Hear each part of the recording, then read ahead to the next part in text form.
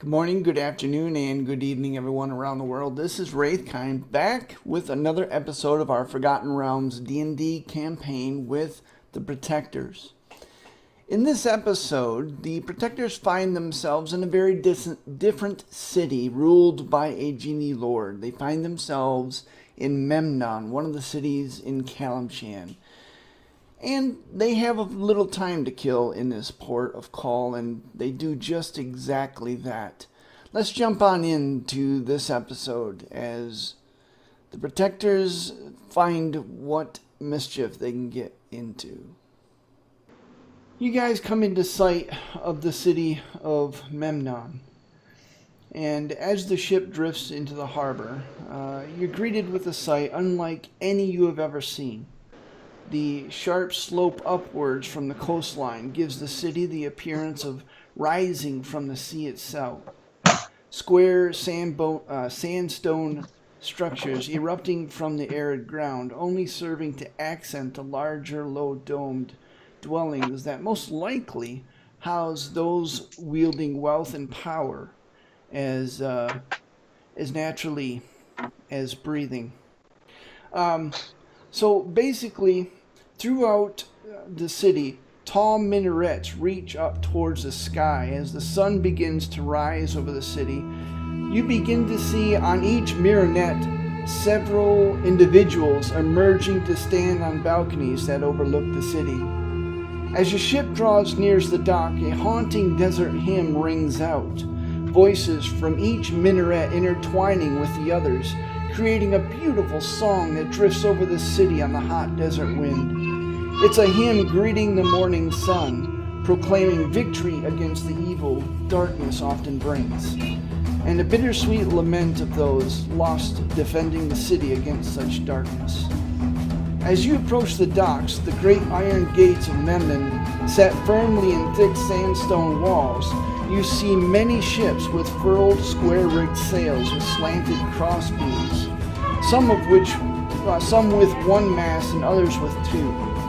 Many smaller boats also clog the waterways, roughly the size of canoes, but with a wider draft for stability.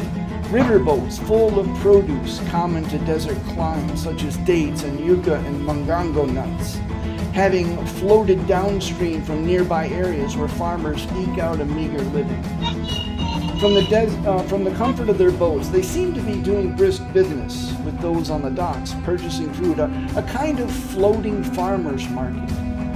And there are people everywhere, many of whom are genasi, with their many-hued skin ranging from gray to red, some armed and armored in the desert way.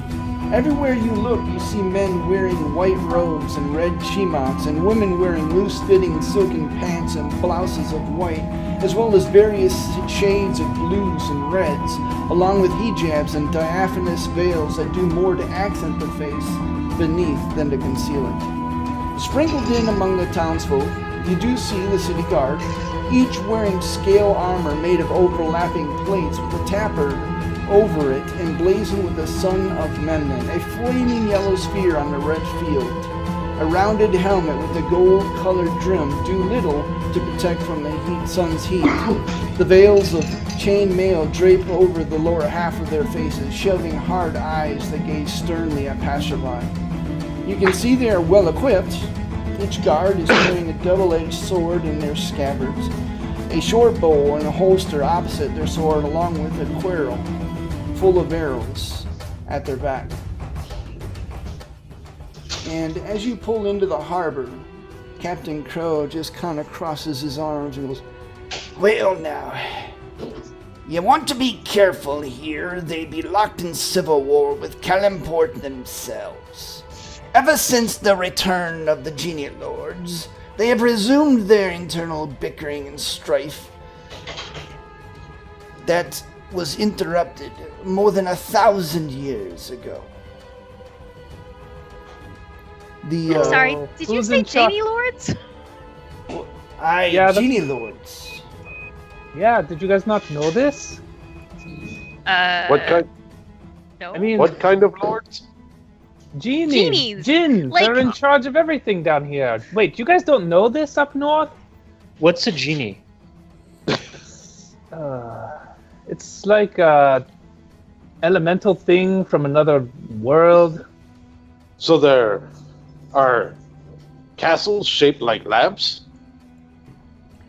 I think that's a story, Velas. Captain, just out of curiosity, who's in charge here if they're... That be Memnon himself, of which the city is named after. Not a bad sort as genie lords go, of course, or so I'm told. I try to keep a low profile given my line of work, you understand. Beetle just nods, sort of mystified. We do. A ship's captain? There's really not such thing as a good djinn. And as you guys are continuing discussing the goings on, you see the sailors are casting off mooring lines to waiting hands on the dock.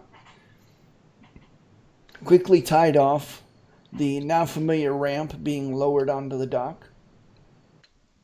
And, of course, the portmaster, a ebony-skinned man, very wide shoulders, bare-chested, just kind of looking at you all expectantly, waiting for someone to debark. Banner kind of he kind of bristles as he's looking out and starts to turn back to the inside of the ship. Okay. Is the captain looking to Beetle to go down again and pay the fines? Is that what this is? That would be your guess, as he's just kind of looking at you all expectantly, like, okay. Well, get on with it. All right. Beetle walks down the gangplank and greets the guy waiting there cheerily. Well, hello there. Top of the morning to you, little lass. What have you here? Not a whole lot. We've booked this ship as a charter. We're traveling south. Well, that will only cost you a mere 15 gold. You understand that prices have gone up recently. It is our busy season, and we are locked into a civil war, after all. I shrug and hand him 15 gold. Very well, thank you. He holds the gold and he kind of focuses a moment, and the gold just disappears out of his hand. That's a neat trick.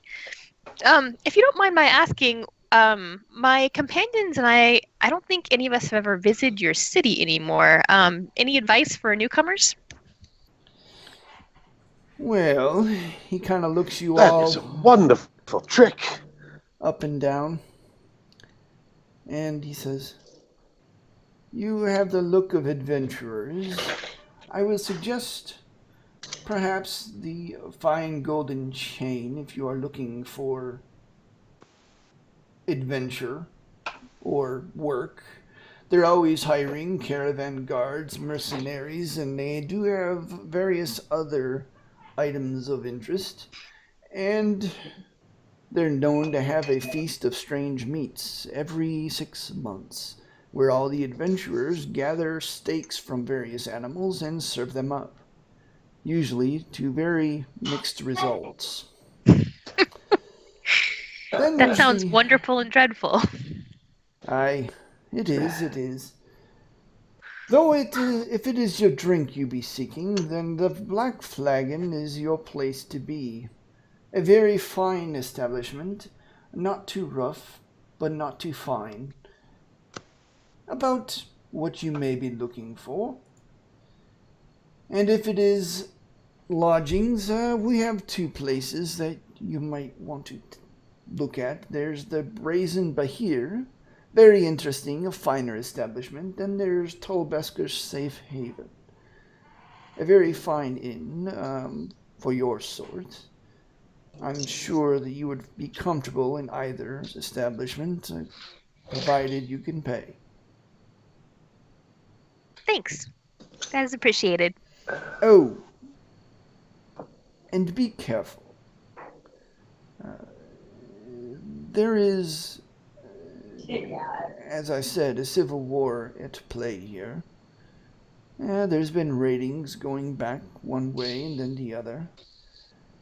I don't necessarily expect the city to be hit, but there's always some oddball supporter of Calim here speaking out in support of him, and then of course the Memnon supporters quickly cut him down. Best to steer clear of local politics. Indeed. I sort of look and see if anybody else has any other questions for this guy. Seemed like Velas might want to talk to him. So, is there college here of,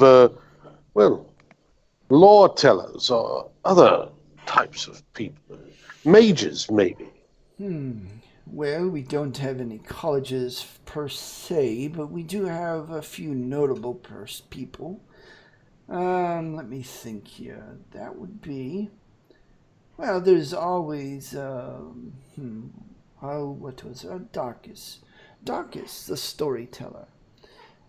She is usually around here somewhere.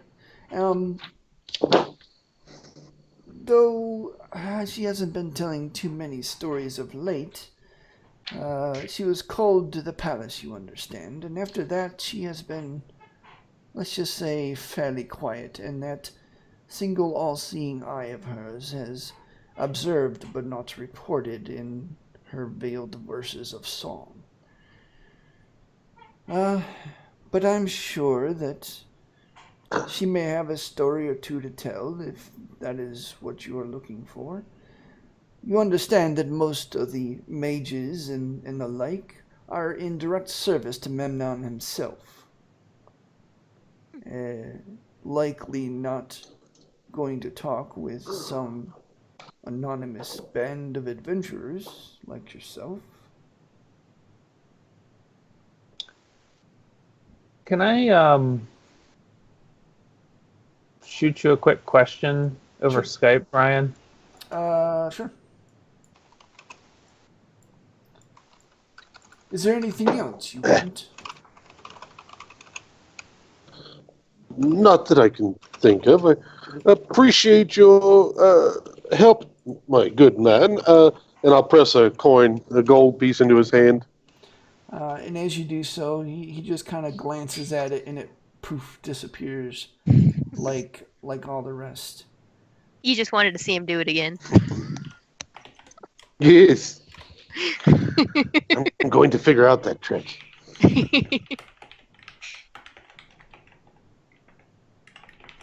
I didn't feel magic, so I think it was just an excellent bit of sleight of hand. So Banner... Are you a genasi? No, I am not. Though I am, let's say I have been in their service, in the service of Memnon for quite some time. As from the distance, you hear Banner scoff. I'm sorry if I have offended. I've just never seen a man as dark as you before. I mean, not a human being. I've seen a drow elf. And as you say that, he kind of glances up at something real quick, and he goes, "Yes, I must go." And when he glances up, you see like this. It's a silver band around his neck, and it's not like, it doesn't have an opening. It's just riveted, and where that rivet is a single looks like a gold medallion right over his Adam's apple, and it has the sigil of Memnon stamped on it. Yes. Yes. Did he leave? Did he walk away? Yes, he's like, he abruptly, it was like he heard someone say something to him, and he abruptly like did an about face and started walking east towards the city, back towards the gates. Banner waves ever, like, kind of like, what are you doing? And he comes down now. Who's he waving from to? the Me? ship. He just comes down to the group now. I'm He's like- sorry, I'm on the phone. Okay.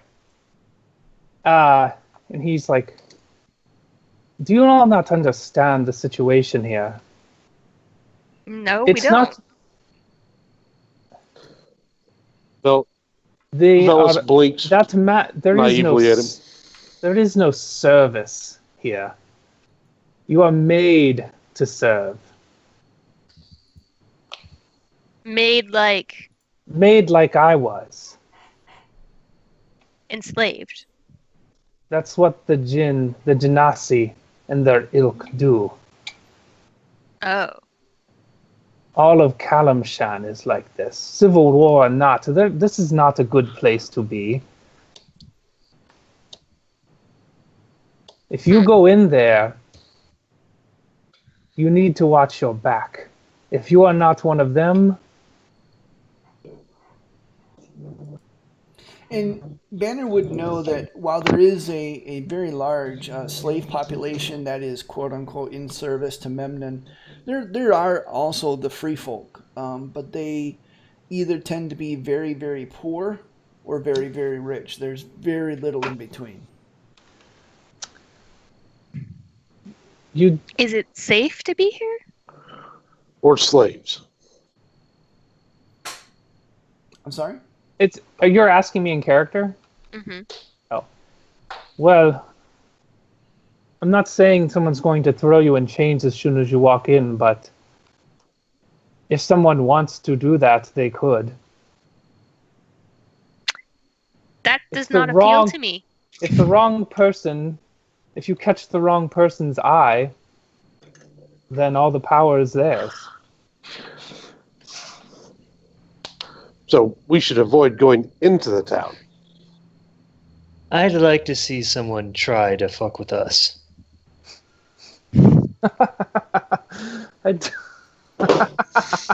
You make a fair point. Don turns around and walks back onto the ship and disappears down into the cargo hold. I go talk to the captain and ask how long we're in port. Well, this last leg of the journey be a long one, so we need double the provision. We won't be leaving here until sometime tomorrow afternoon. Out of character, what time is it now? It's barely late morning. So we have like 30 hours. Yeah, about 36 hours. Give I or really take. don't want to stay on this ship for 36 hours when we're in port, even if it's sketchy. Well, I'm just, doing my We've thing. been to worse places. Don's disembodied voice carries up through the cargo hold. Oh, onto the I deck. grew up in a worse place. Exactly. Don't worry so much. You hear a loud crashing noise. Oh, God. Oops. Did you explode again? No! I just knocked over a stack of these crates. Not as heavy as I thought they were. Are you bringing me a bouquet of blue beard feathers again? Dawn, as you say that, you hear Captain Crow mumbling, "He ain't got no crates down there." They don't. Not even empty ones. Not even small empty ones. He's He's a smuggler. He's making Oh. that implication. I'm down there. Do they have any? Do they have any empty crates, flimsy, worthless empty crates that are just stowed out the way? There's empty sacks of grain and empty barrels where, like apples and stuff were to kind of stave off scurvy. And I'm gonna like. find the flimsiest empty crate that doesn't seem to be being used for anything. Maybe it's in a bit of disrepair and they don't really use it much. Okay. And the biggest but flimsiest one I can find. Okay. And I'm just gonna haul it up. I'm gonna carry it with me back to the deck. After Don leaves and says that, though, Banner's going to say, listen, I got out, but the only reason I got away is because of Talia. And do you understand the difference in her power and mine? right. But you're stronger now. What about the difference between my power and hers? Do you understand that? Don comes up with a crate. I'm holding a crate. I'm carrying it over my shoulder. Don, do not tempt me like that. If you challenge Talia's name again, we will come to blows. Challenge? That was an actual question. I don't know how powerful I am. Or how powerful Talia is, Beetle says unless. You've never met her. I do different things every week. What do I know? That's true. What's that for, by the way? This is my secret weapon. With this, we have nothing to worry about in the city. Okay. And Don refuses to answer any other questions about the Beetle, crate. I just want you to understand something. You can't go walking. We can't go walking around here like we usually do. What do you mean? I No mean, totem pole? no totem pole, no Dawn starting fights that we all have to finish. When's the last time I started a fight that you all had to finish? Last week? Oh, every fight. You start every fight, Dawn. I don't mean, start every fight. You all were just complaining about me trying to speak to a drow instead of killing him. I didn't. What? I didn't complain about that. I thought they were maybe good drow. Usually the complaints about drow are emeraldy. Speaking of which, Emeraldi, what are you doing at this point?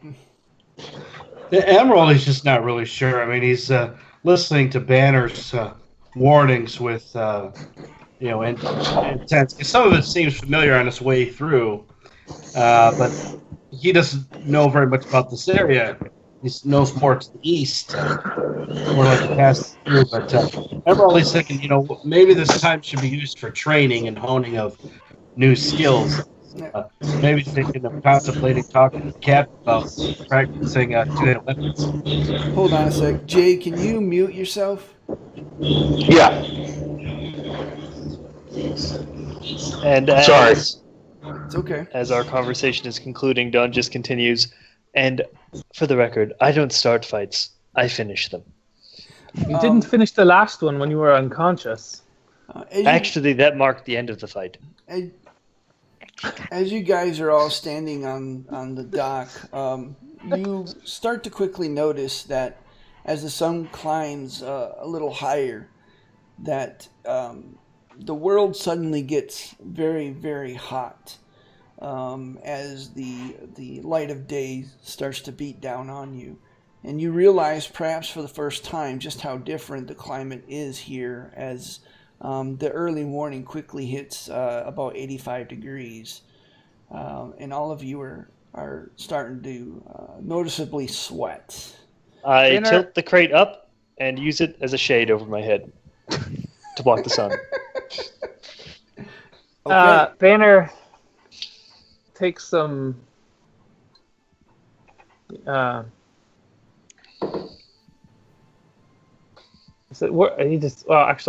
going to need to get out of the sun one way or another. So, Banner, you're basically saying we just shouldn't draw attention to ourselves? That's exactly what I'm saying. Let's not be us. As much as I like us, as much as I like me. But we're so fun. I understand that. Emerald says, well, I could just wear a cloak over my armor that might keep the sun off me a little bit. Besides, at the very we least, have the alcohol here. At the very least, I'd like to see what they have for sale. Yeah. Banner Let's go to takes this. out a length of cloth, and you see him quickly wrap up a turban like he knows what he's doing, and he covers his face with it, too. I want one of those. Do me, do me. Oh, okay. He does this. He takes out a length of cloth out of Beetle's bag and does the same thing for her. Gives her a nice turban, but doesn't cover her face. Emerald equips the cloak over his plate armor, hoping he'll stay a little cooler, but he's not sure. It does help. It does help because your armor is very shiny and the sun likes shiny things. So it's not being heated quite nearly as hot and nearly as quickly as it would have been otherwise. Banner, should I leave Bert? What was the name of that place that the dockhand told us to go to? And just to give, which place? I'm asking Beetle. Oh. The place that he said adventurers go to. The Fine Golden Chain. Well, I'll be stopping by there later today. Oh, I want to go too. I want to go there first. That is actually, I mean, so, we just can't have Bert running around casting spells and showing how cool he is, I would say. And I, reach my arm down so Bert can climb up, and I let him latch onto it so he looks like a kind of a bracelet spider. You can He's put him into a small-sized creature. Oh, is he that small? Yeah. Then you can No, do he's- that. Do you want me to? He's like the size of a halfling. Oh, so he can be a backpack? Yeah. Yeah. Do you want me to put him in the crate? Yeah. Bert, you want to ride in the crate? He kind of scuttles over, and if he had a face, it would be kind of like looking at you, like a couple of eyes kind of squeak as it It'll be opens fun, and buddy. closes. Get in. And he just kind of pounces up and into the Good crate boy. with the Crawls up Dawn into the crate. I'm still holding it as a shade over my Who's a head. good boy? You see a couple of mechanical feet go.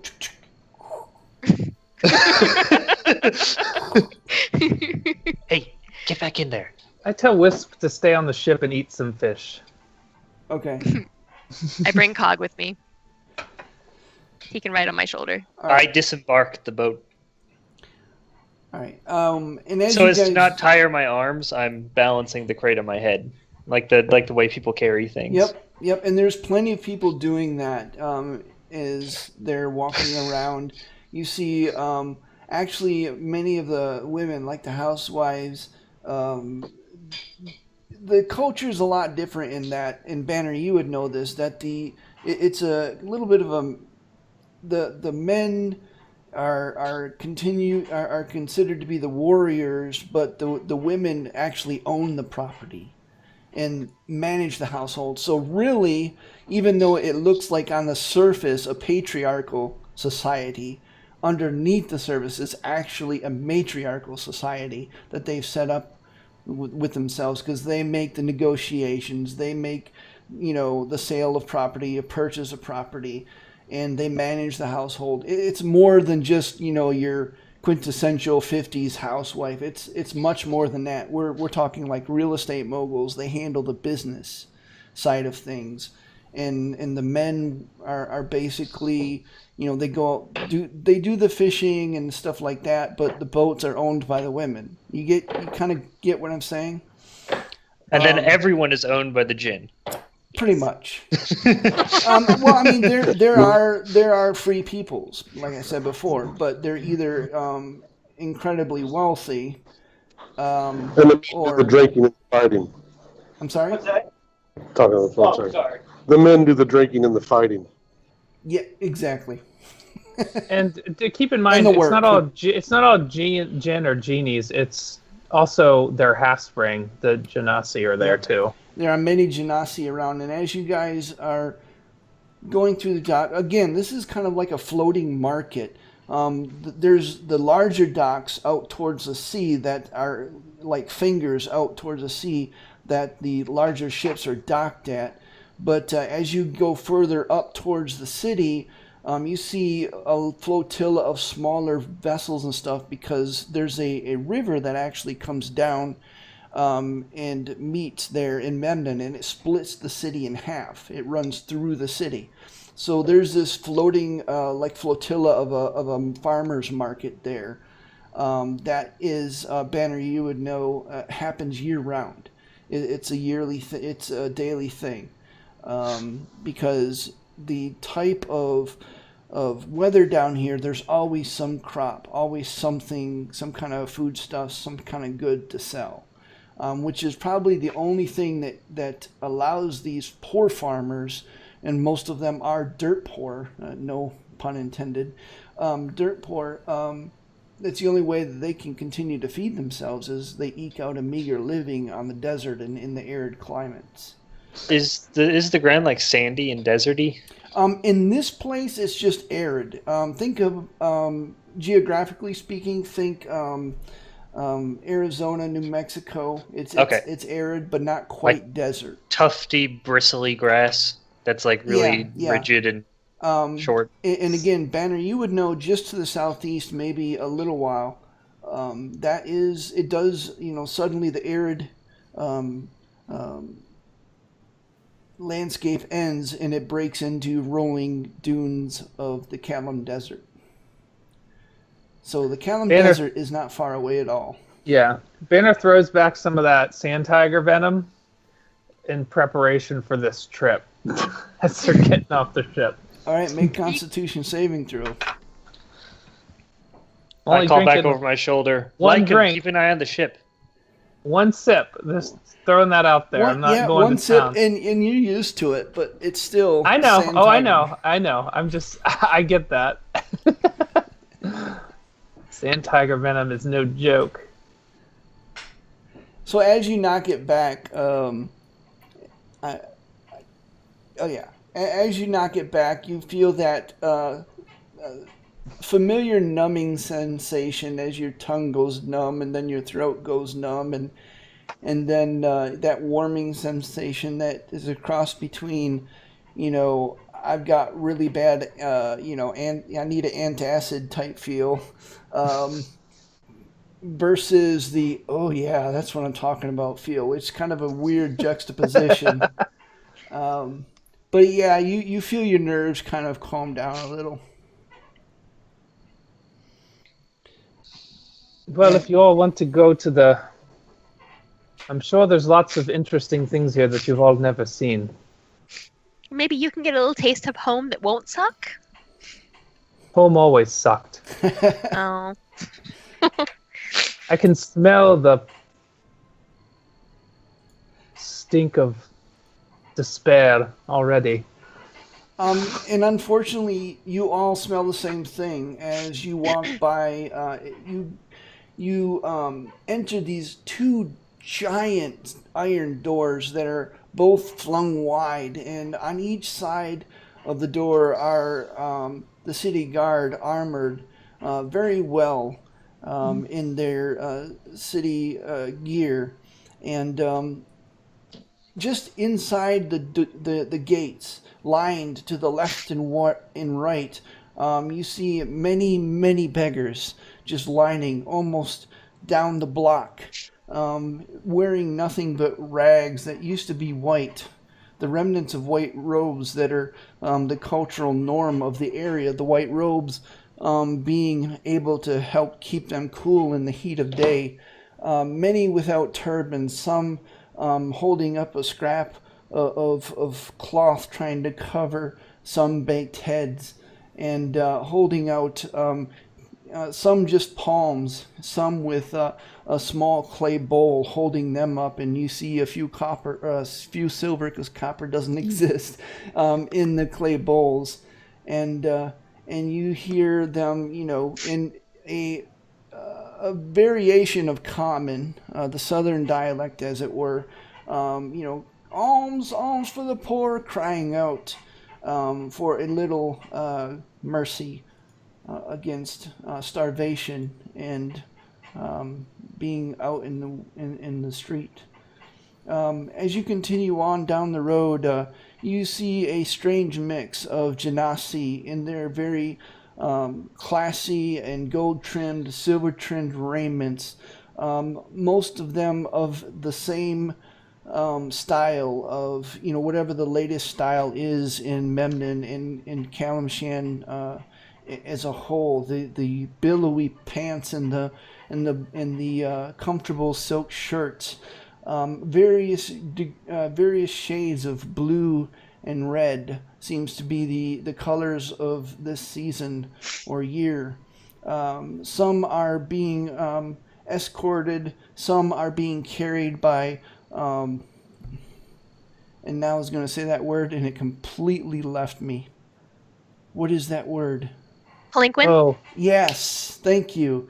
With slaves just kind of bowed under the weight of it all, as some of the Genasi are quite large and quite, let's just say, intimidating looking as you look at them. And one of them, hair swept back, almost seeming to be on fire, as he gazes and catches you and kind of studies you through the curtain of his palanquin as he goes by. You see a great beast pulling another palanquin or wagon, but this great beast is a blue-scaled drake being led by another couple of slaves. What do you wish to do? Drake as in dragon? Drake, yes. Not a dragon. Drake. Oh, okay. Beetle Like tries a not to land stare. dragon. I smack Beetle to make sure she doesn't stare. I was about to say that. Does Beetle see any Genasi who are small, like her size, or even kids, or just adults? No, kids, yes. There are a few kids that are around, but they are very well tended to by their parents, mother or father, whichever it is that's hosting them through the city. Okay. And they're all fire Genasi? They're not all fire Genasi, although that is the majority of them. Several of them have gray features or blue features, more reminiscent of air, which is kind of an oddity in this city because this city is ruled. Banner, you would know, by Memnon is a fire-based entity. And matter of fact, the city was taken several thousand years ago by the Army of Fire, which the city guards is a remnant of that. Several of them, matter of fact, are Genasi themselves. I am on my way to the Golden Chain, or whatever it was called. You know that. Yeah. And if it's not called the Golden Chain, then I'm asking people where the Golden Chain is. Yes, with a few odd looks, and then a merchant that you came across that says, "You mean the fine gold chain?" Well, it Yes, would that's what I said. Off to the south a little bit, up that street, and then take a right. I give a shallow bow, All right. still holding my crate over me. Bird almost slips out the top. And you see him kind of scuttle back towards the back of the crate to counterbalance. Are you all going in the same direction then? So that's Well, that's sort of if a Ju- mercenary guild then? Is that the... Yeah, but it sounds like they had a pretty good stock of supplies there. No, that might yeah, be no, I'm just interesting. asking. But yeah, that's what it sounds like. Okay. Okay. Yeah, that's fine. I don't see any reason. I'm not gonna go my separate ways. I'm only in the city to keep an eye on these guys. On these noobs. Otherwise, I would have stayed on the these ship. chuckleheads. All right. So you go south down the street and you turn accordingly, and you guys see a fairly large, excuse me, a fairly large sandstone building made to look like a northern style fairy tale type castle, with slender turrets, little round balconies, and perilous flying bridges.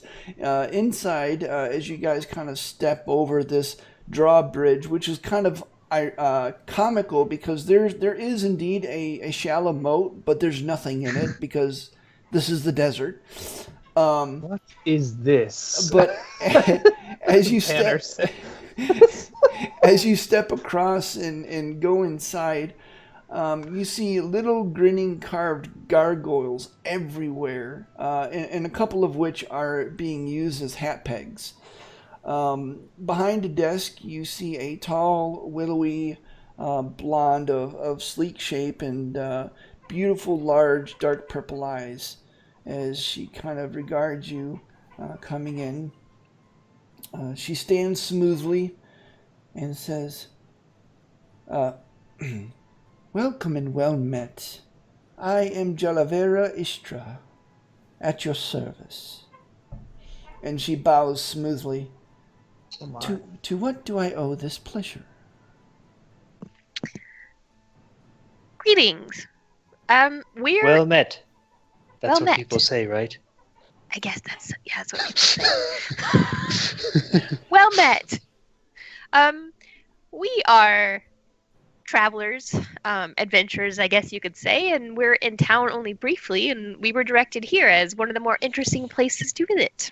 Yes. Well, this is an adventurers club, and we do offer a few amenities and services. And as she says that, from the back room, you hear a large roar as you look look past her, you see that there's like a bunch of round tables like scattered haphazardly throughout the room, and there's all kinds of people there. They're of various races. You see, a couple of dwarves, a halfling. You see one big Goliath kind of sitting there on a stool that looks like it's about to break under his weight.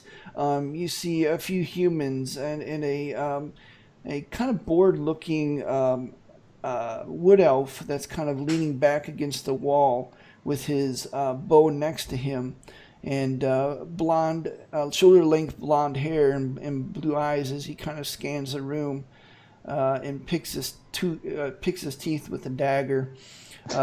He's wearing northern-style green armor, green studded leather armor, and actually Emeraldi. Do a regular, just a normal intelligence check to see. If Are there you tables remember. we can all sit around at? Oh yeah, there's tables open and there's people just drinking, having a good time, just basically revelry going on. And Is there like a notice board or anything to apprise us of what there might be to do? Well, hold on. Okay. Emeraldi, you remember seeing this wood elf actually a very long time ago at the Two Rivers, where you were at the Board Guard Inn when you first started. You took your first caravan contract as you were heading to Everlund. You remember vaguely seeing the same person there at that time, and it's been several months since then. So obviously he has traveled just as much as you have. Faster. Yeah, Velis would also No, he wouldn't recognize him. No, he wouldn't. He wasn't there. Yeah, you're the only one that would recognize him. As Jalavera kind of straightens up from her bow, she says, "Oh, we also host the Feast of Strange Meats every 6 months. We all gather about whatever monster meats we manage to get, and we just have a feast. We prepare it as best we can.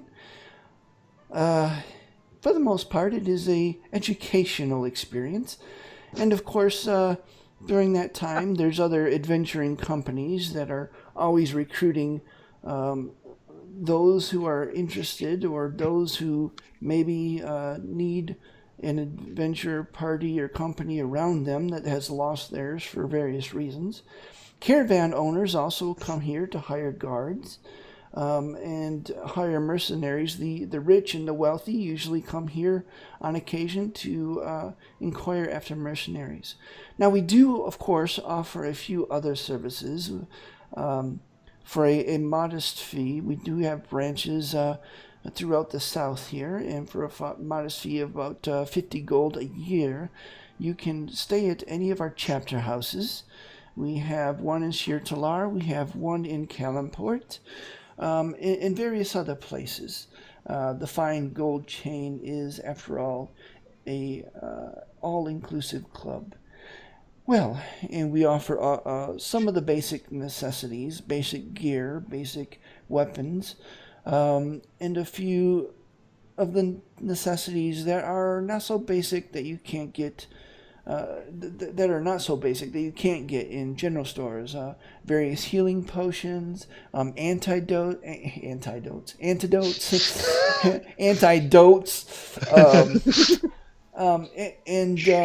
various potions that remove diseases and poisons, that kind of thing.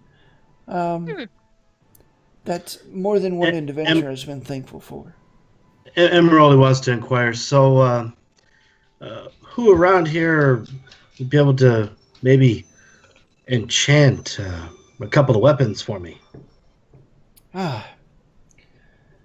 Well, who would be able to enchant or who would enchant?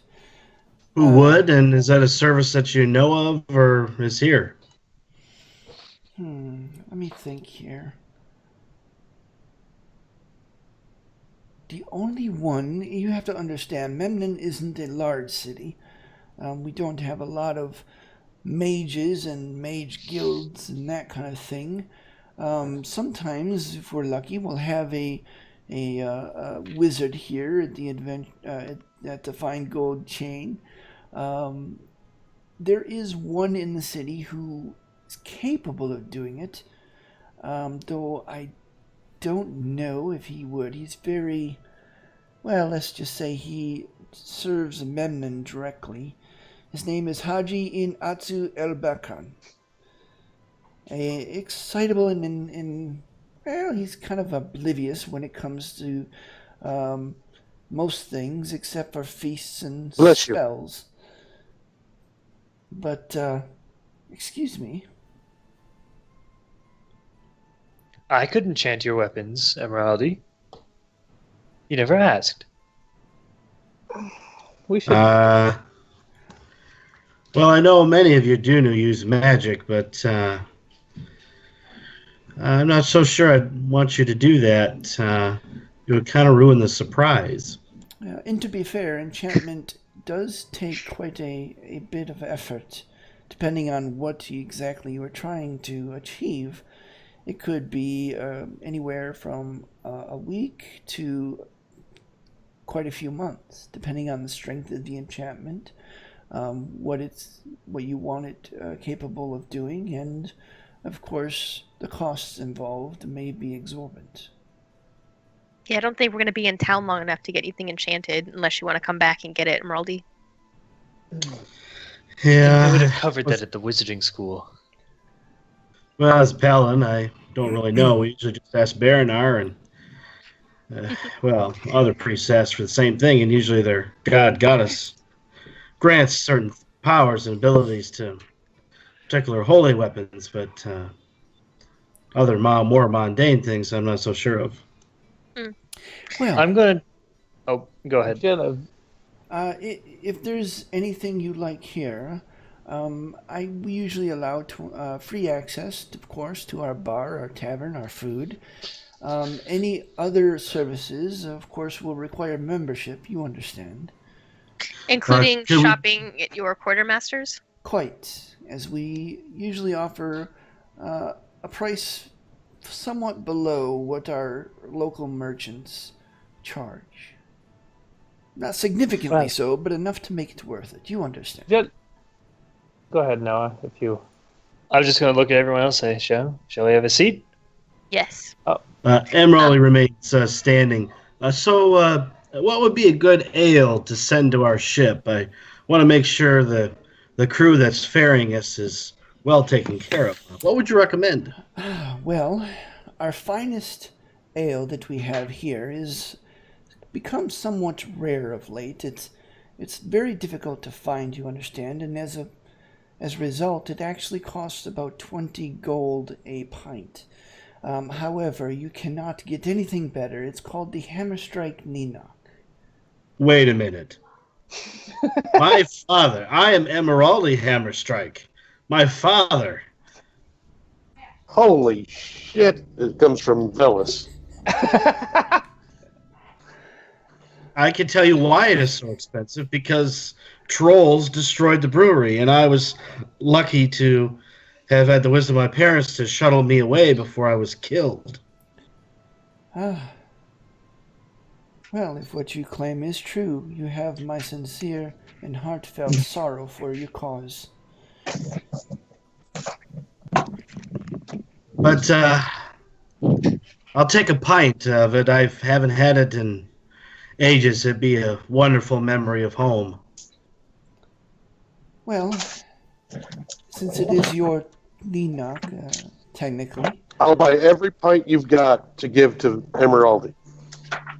Her eyebrows kind of crawl up her Can you even afford that? Emeraldi puts his hand on Velas's forearm. Velas, there's no need to be impulsive. We just have to find the recipe. We can make as much as we want. And now the DM is quickly Googling something. Did we find a place that sells your family's brew? Yeah, that's their best ale, they said. So, That's It's so hard to- cool. It's 20 gold a pint. 20 gold Holy a pint. crap. uh, Well, it's good stuff. I mean, when you drink it, it's so good you slap your knee. Oh yeah, automatically. Fine, sir. I don't mean to. I mean, you don't look like. You do understand the barrel costs about 2,400 gold. Whoa. Emeraldy, you never told us you were rich. Well, you see, a whole brewery is a business operation, so tens of thousands of gold. Right?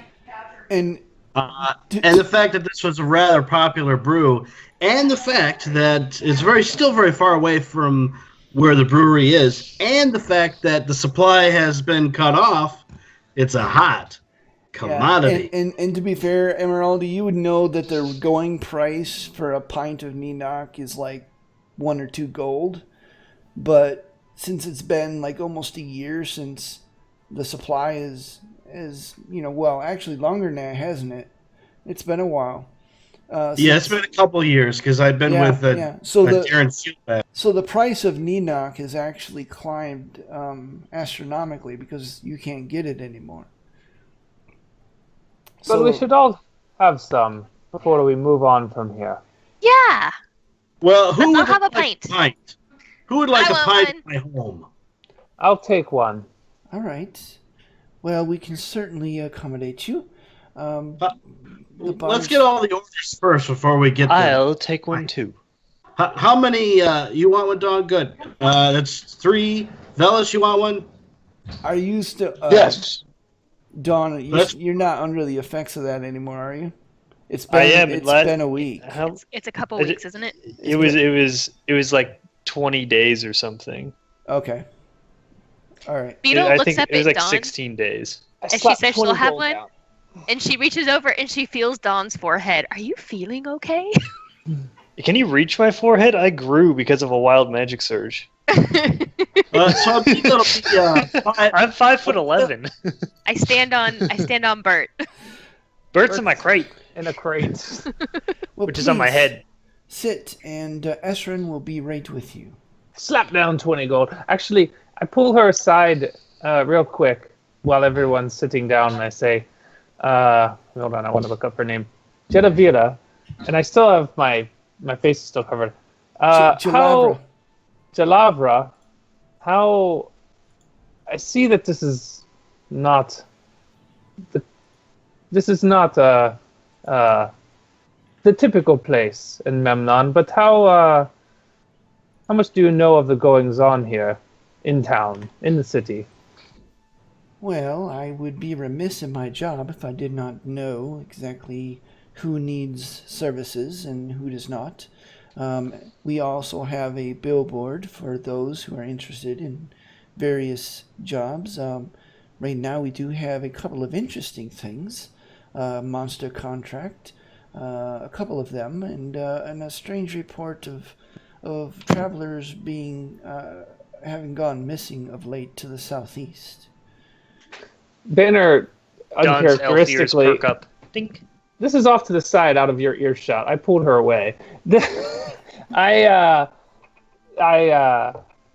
uncharacteristically ignore all of the stuff, including monster contracts, and like, so you mentioned mercenaries. I'm just curious. Obviously, you can tell I'm from here. Whatever happened to that Reach fellow who said he was going to be a mercenary and caused all that hullabaloo? Did they ever catch him? Actually, he has quite a bounty on his head last time I heard. 20,000, I believe it is. Though I'm not entirely certain. You understand that Calim was not happy. Of course, Memnon was quite gleeful about it. Anything that does Calim harm is something that serves him in some small way, you understand. So if this person was here, I would assume that no one would really be interested in turning him in, at least not here. Kalimpor would be quite a different matter, of course. Still a bounty still. It's been several years, more than several. I'm Yes. just curious, and he's managed to elude them not long. You do understand the Genie Lords have quite long memories. Quite long. Yes, well, I was just curious. It was quite the story back in the day. It was. I wonder whatever became of him. I probably died in a gutter somewhere. And I go sit down. Okay. All right. What are you guys doing? As you guys kind of sit around this table. I am looking at the notice board to see if there's any bright yellow exclamation points over it. No. I'm just seeing if there's anything interesting on it. There are. It's about what you'd expect. A few notices of people, aspiring adventurers probably, looking for adventuring companies, a few mercenary companies, hiring themselves out, entire companies, not just, a couple of mercenaries for, $1,200 a month or so, plus room and board. And there's also the smaller things. There's, but the one that actually catches your eye is essentially reports of caravans gone missing when traveling between, as I quickly scan my map, Kalimpor and Memnon. Even though there is a civil war, usually trade caravans are left unmolested simply because trade is so important to both cities they dare not interrupt it, even between cities. So the reports of caravans gone missing and no few amount of travelers to the southeast has actually caused quite a stir. Do I think that's something that I might be able to investigate before we leave? That is a possibility. The area, well...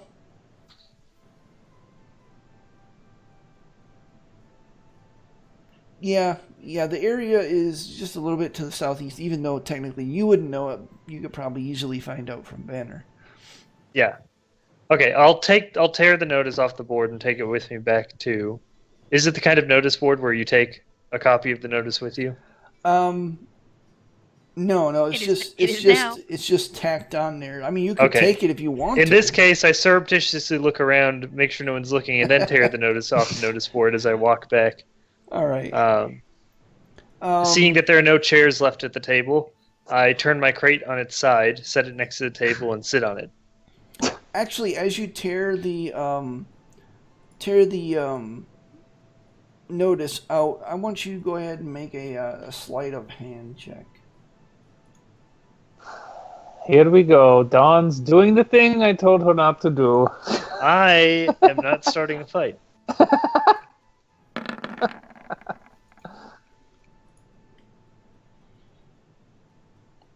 All right. Okay. So you tear the note and you go back to the table. Yes, I'm now sitting on my crate. I let Bird out of the crate and tell him to go back to Mama. All right. Beetle, he scuttles under your chair and just kind of settles down on his body. Spider leg is kind of bowed. You hear a couple of whirs as the gears kind of silently crank. A little spring kind of boing. Like you might have to repair it later. So I found something a little interesting. I slide the notice across to Beetle, and Immorality, and Velis. As you do so, you know a shadow kind of casts over the table, and a weathered copper-skinned hand kind of rests his fingertips on the notice and slides it towards him. Turns it around so he can read it. And he kind of looks at you all. Well, this is interesting. I never thought I'd see this one go. And he slides it back towards the center of the table. You all see this green-armored wood elf standing over you guys. Bow in hand, but not threateningly so. It's just kind of, he's just carrying it. You do see that he has a couple of longsword belted at his waist, but he doesn't seem malicious in any way. Just kind of looks at you all with a marked disinterest and perhaps a little bit of a disbelieving stare, like, you guys are going after this? What do you know I've about seen it? you before, Elf. He swings his eyes towards you and he goes, Yes, you have. I have very good memory. Likewise. The Board Guardian, wasn't it? I'm sorry, say that again. The Board Guard Inn? That's right. I remember. What brings you so far south? Personal business of, here and there. I tend to wander all over. Back to the matter at hand. What do you know about this? I point the notice.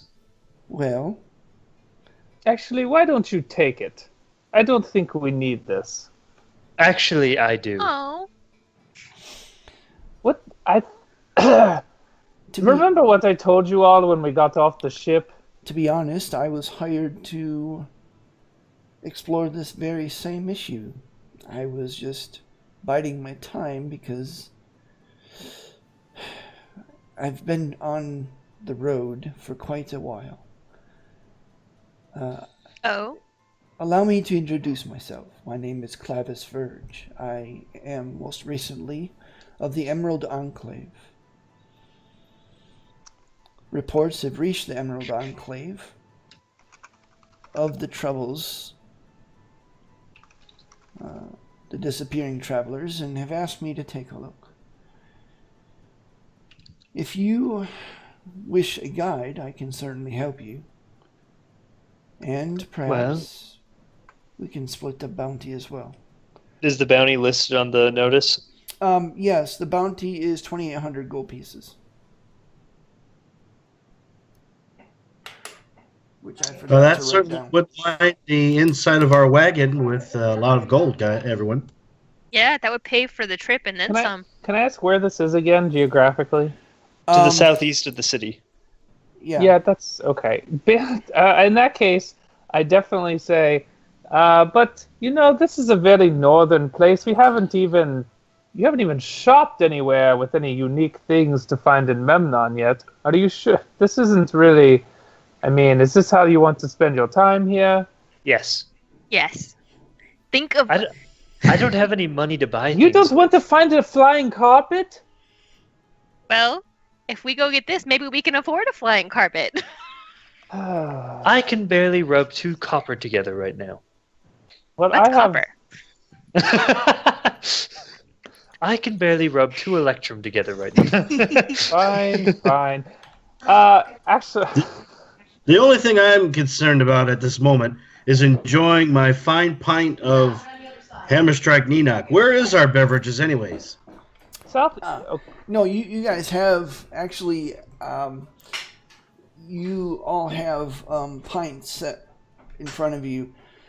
Now for this, Emeraldy, you get to tell me, what does Hammerstrike Neenok taste like? As everyone is just kind of drinking it. Well, Emeraldy takes his time. He smells the ale, stout, if you will, and it takes a long draft of it. Sets the half of it back down. Just a hint of hops and some spring flowers and the delicate taste of some spices and the long brewing that we do on it. Such a taste of home. And Emeraldy actually almost starts to just weep a little bit. Beetle ruins the moment by taking a big, huge drink of it, and then as she wipes the foam, her arm flies out, whoosh, and she accidentally slaps Emeraldy in the face, and she's like, "I thought I was supposed to hit my knee." Ow. Oh, come on. That didn't Well, hurt. I mean, that is sometimes the reaction. It's so good, you just can't help but hit something near you. I didn't believe it, but you're right.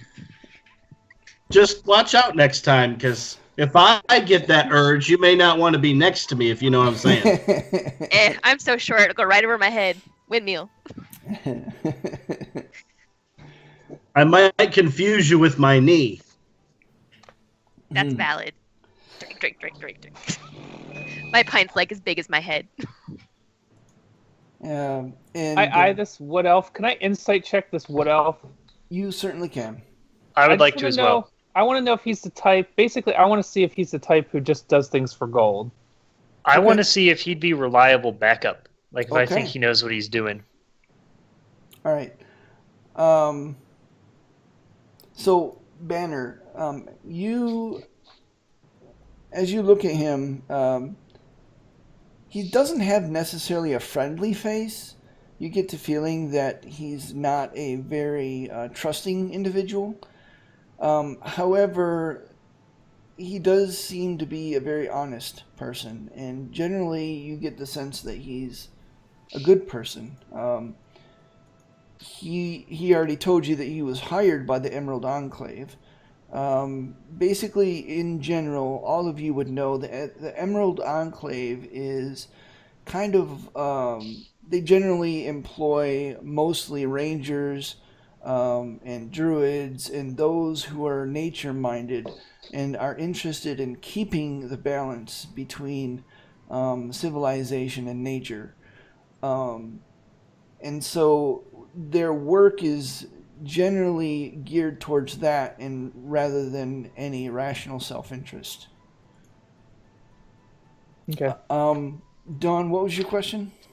I just want to see if he looks like he knows what he's doing in a fight, if he'd be good backup or not. He as you're kind of staring at him, you can tell that his armor is well worn, and he wears it like a second skin. He's very light on his feet, very, very light on his feet. He handles the bow with practiced ease, as if it's been closer in companion to him than anyone else. So you get the sense that he would be extremely reliable in a fight. Are there any empty chairs nearby?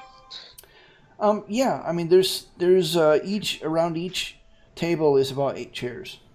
Beetle uses Mage Hand to pull up a chair for the elf. Well, Cladist, I would be happy to accompany you. Banner turns and goes, "Oh yeah, have you met my friend Dawn?" Yes, it's odd to see another wood elf so far from home. Well met. Dawn, met indeed. make a history check. I mean, I don't know whatever it is, but sure. You might. I have a -1. Actually, no, you would. You would know. You actually, as he sits down, you suddenly remember seeing someone that looks a lot like him back home. He was not a prominent noble, but he was a noble of the House Verge. Did I see him pass through my village at some point? Yeah, I mean there's a central city there, not far from your village, and he's actually, his family would probably frequent the outlying villages in their area. I've seen you before. You passed through my village, Mistleton, 3 summers back. 3 summers. I believe that would be my father, Jardis. But yes, I guess that would be I'm told that I look much like him. Ah. He has since lost all his lands, unfortunately. A power play by our rivals, but I guess that's no skin off my back. I don't care. Well, my village passive-aggressively drove me out, so I understand the feeling. Well, How do you passive-aggressively drive someone out, by the way? You know that feeling when someone smiles at you, but it doesn't reach up to their eyes, and they say all the right pleasantries to you, but nothing else? No, not really. I'm from here, and they just kind of hit you and smack you around. Well, after about 2.5, 3 weeks of that, it gets old. Only 2 When or no 3 one will weeks. say anything more, when no one will ever say anything more than hello and goodbye, and all you see is that look of wary distrust in their eyes. Yeah, you don't stick around. I know the feeling. What's your name again? I'm Dawn Summersong Leafblade. Well met, Dawn. I know the feeling. One of my best friends was of the lower class, and of course, because I refused to shun him, and I refused to, break up the friendship, I myself was, the black sheep of the family. The red-headed stepchild, as it were. So I left. I told him, you know what? Screw you. And I left. I felt more at home in the woods anyway. I raise my glass to making your own path. Indeed, You know what, the Clavis? only way to live. On that, I think we you can and I agree. are going to get along very well. Very well? Benner winks. Oh, sorry. Am I pushing too hard? Well, I used prestidigitation to make a shower of sparks in his face. he just kind of blinks and kind No, of not lurches back a little Clavis. bit. Not Clavis, Banner. Oh. In that case, Clavis kind of... and to be fair, You're far too old for me, Clavis. I would tend to agree with you. Beetle drinks to that too. Beetle, you just take any opportunity to drink, don't you? Well, I would before encourage you not to do too much drinking if we have some hunting yet to do. Yes. Oh, don't worry. She fights better drunk. You mentioned forest. There are no forests here, especially to the southeast. No, I mentioned forest. Well, you are from there. I'm just making sure. You mentioned being a guide. Do you really know this terrain as well as you do your own? He crosses his arm and kind of looks at you and he goes, I'm a ranger of the Emerald Enclave. I can get you wherever you need to be. And Cool. There's no And he emerald just kind of colors here, my smirks. friend. Trust me. Banner, I know we often don't see eye to eye on What many you- things, but rangers, especially of my kind, are quite skilled at what they do. You can put your faith in his abilities. What you are looking for is the Sandclaw Badlands, and trust me, you do not want to go there without a guide. Or That sounds at least exciting. without a local. It's an I interesting just want to place. remind you all that this road where these caravans are being interrupted is the road to Calimport. We aren't going all the way to Calimport. We're walking for a few hours to see what happens. The Sandclaw Badlands is actually inside the Calim Desert. A little bit more south than east. I guess you would say south-southeast. My question is, say we go on this little jaunt, could we possibly get there and back to our ship in time? I'm sure we can delay our voyage a day if completely necessary. With me as your guide, you can get there in record time. Trust me.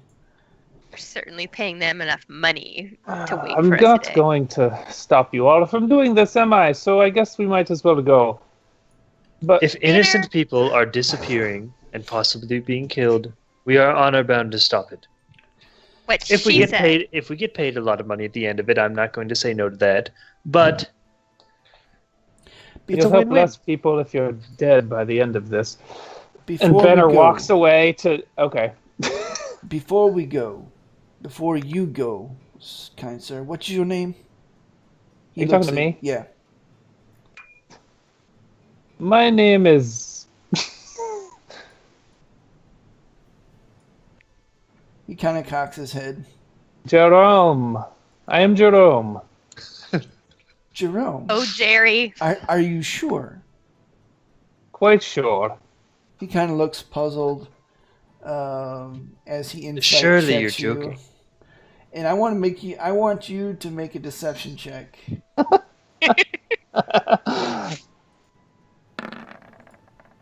Not bad. It's not great. It's pretty bad. So he looks at you, and you see in his eyes, he doesn't believe you for a minute, but he goes, "Okay, Jerome.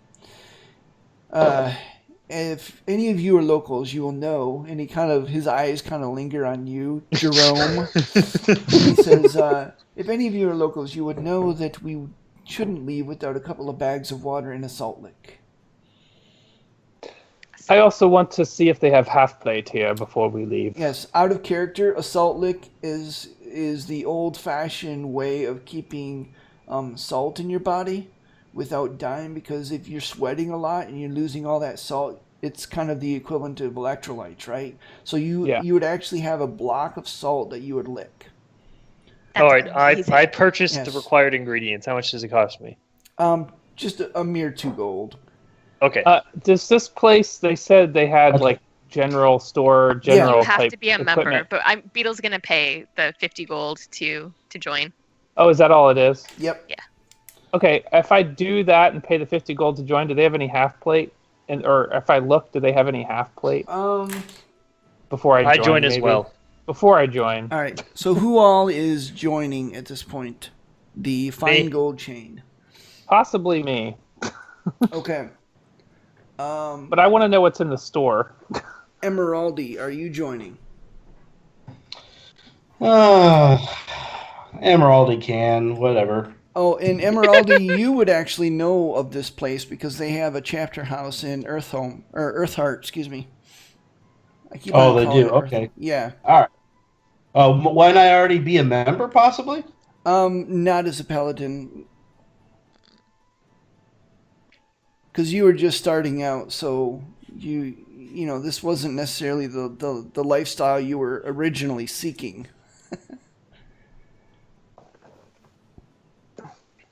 Yeah, I mean, they would have half plate for Yeah, about I'll- 700.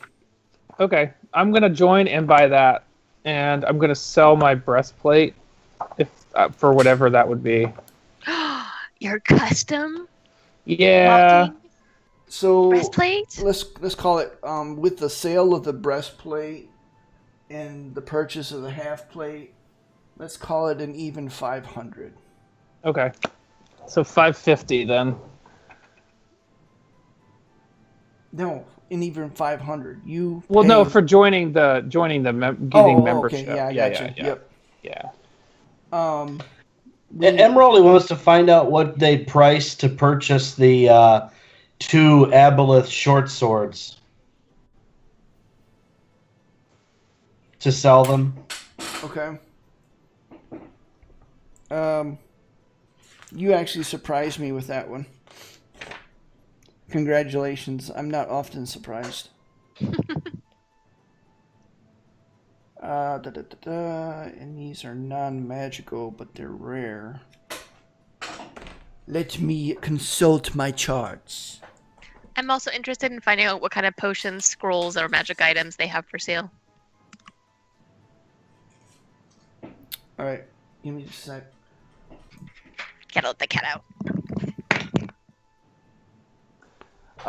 He will buy it for no more than 75 gold. For both of them. Wait, Emeraldi just. how much did you buy him for? I believe I spent 180 to have them crafted. Oh, okay. That changes it. I'll. They've only been in one fight, so they shouldn't be too badly damaged. Right. Okay. So he'll buy it for 250.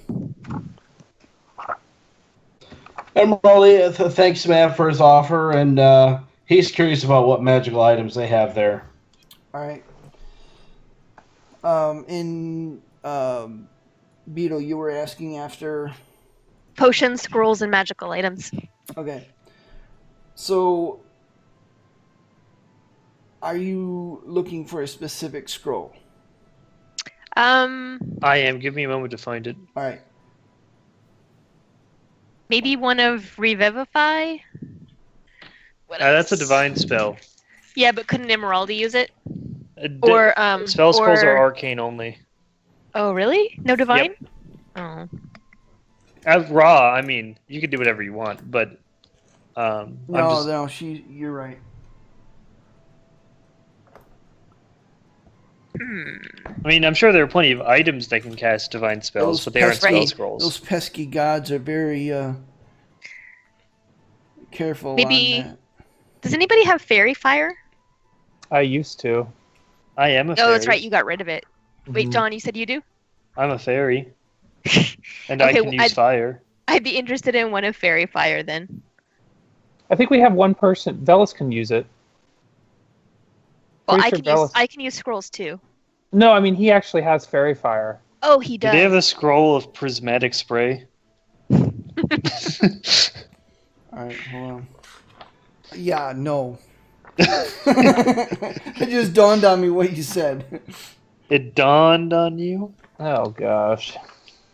I'm still carrying the crate, by the way. Do they happen to have any hill giant strength potions hill giant strength? or invincibility? So a lot of the potions that they have are just your general Healing. portions, general Do they have- potions. Okay, they have greater healing. They have greater healing. They have 2 of them for 150. I want one of those. They have a lot of one of them. Yeah. All right, so they have 1 of them left. Regular healing potions are a little more expensive here at 100 gold. And there's not that many compared to the other places that you've shopped, like in Waterdeep and stuff. There's maybe 10 of them, so they're a little low on stock on that. For spell scrolls, you were looking for Fairy Fire. Mhm. What level is that? I don't remember. One. Level 1. Oh, And maybe comprehend languages too. so you can get. They do have Fairy Fire. They have. They don't have comprehend languages, but they do have. Oh, did we lose somebody? Oh, we got The one Jay. I'm looking for is knock. Oh, good one. a Fairy level 2 Fire spell. will run you 85 gold. That's it? Wow.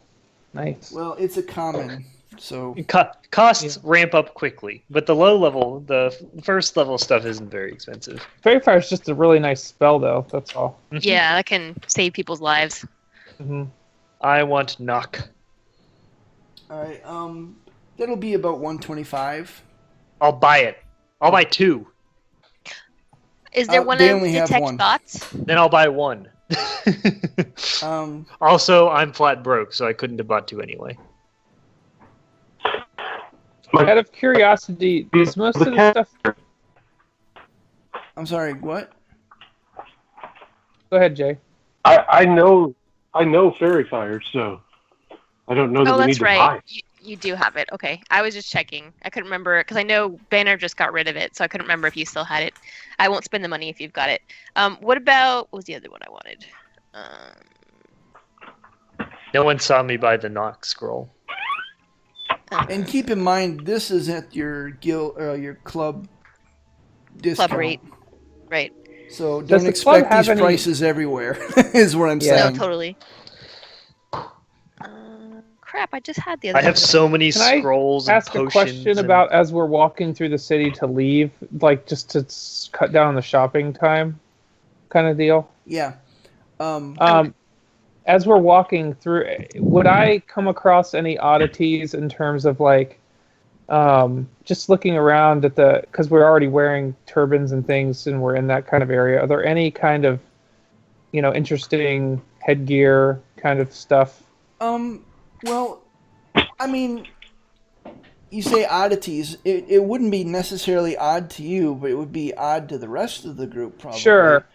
But one of the common armor pieces that you see is the like the scale mail veil that comes down, or it can be sometimes scale mail. It can be sometimes cloth with kind of chain over it, in variations thereof. Sometimes the veil can be actually interwoven with different sizes or different color of chain mail or chain links or scale links to actually create the illusion of a grinning skull or the illusion of different things. Like a demon, the lower part of a demon. They have one that has like wolf's jaws. Like with the jaws of a wolf. Well, wolves aren't necessarily common there, but what about a jackal? For a little, a jackal, a hyena would be something as well that they would have. And actually, as you're going through the bazaar there, you do see a lot of these armored veils are quite decorative. They're functional, but they're decorative and like very well painted. There's a few artists that's actually made a living out of doing these intricate works of it actually changes as you like turn your head. It may change, like if it's a jaw or something, it would like open up as you face it. So on the side, it would look like it was closed, but then you look at them and it would be like opened in a howl, like a war cry or something. Oh, it's so cool.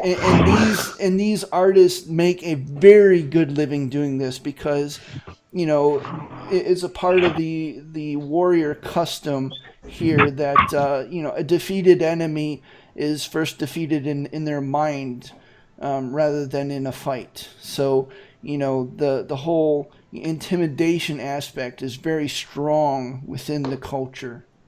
So there are plenty of jackals and hyenas, but not even a single like random weird northern wolf. Make an investigation check.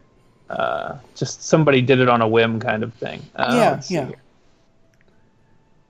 Is anybody helping him kind of look around? Yeah, I'll help him. All right.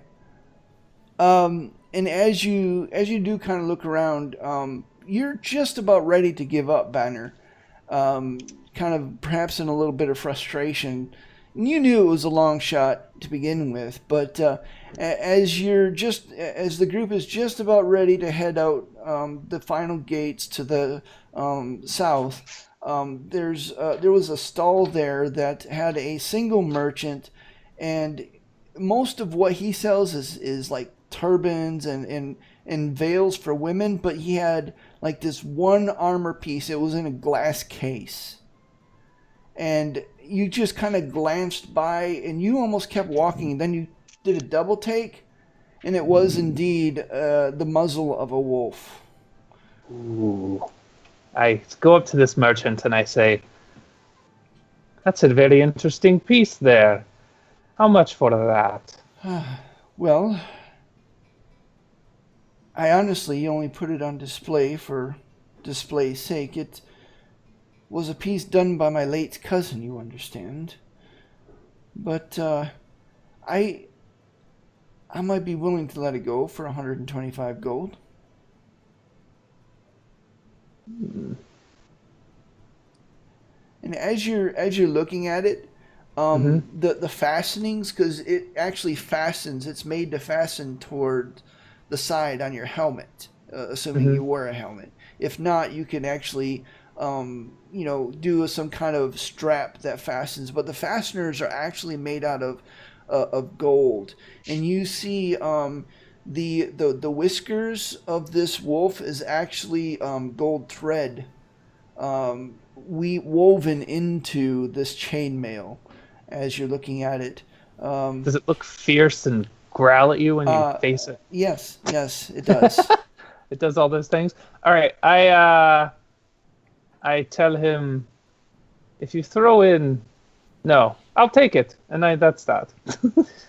I'll buy that. 125 gold. Done. Oh, very well. He opens the glass case. He picks it up and he picks it up and hands it to you, and quickly closes the glass case again. What exactly is it? It's a chainmail veil that actually. Let me see if I can find I don't have a picture of it, but it's like a chainmail veil that actually goes over the eyes, and it's kind of desert. It's a piece of desert armor that instead of having the lower half of the helmet, it's a veil that kind of is attached typically to the helmet. Okay.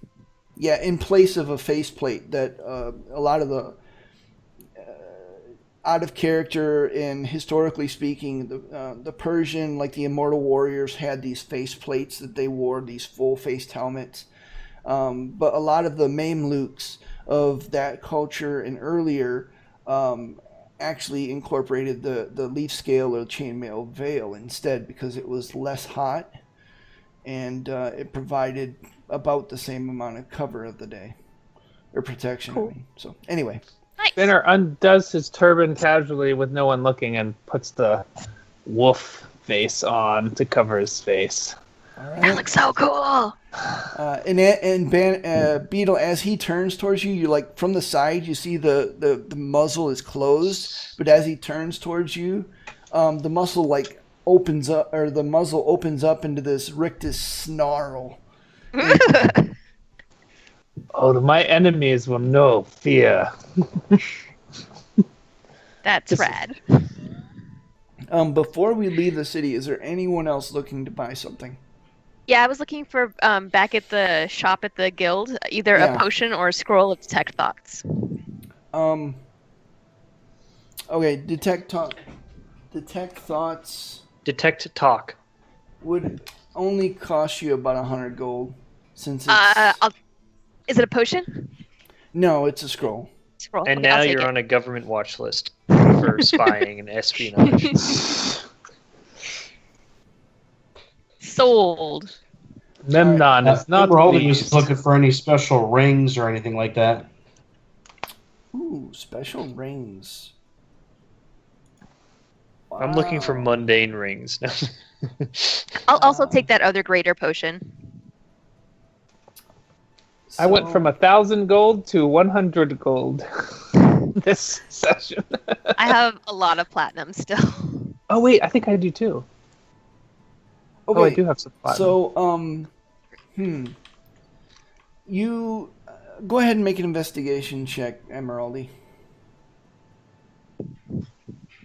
The guild did not have any magical items per se, other than basics.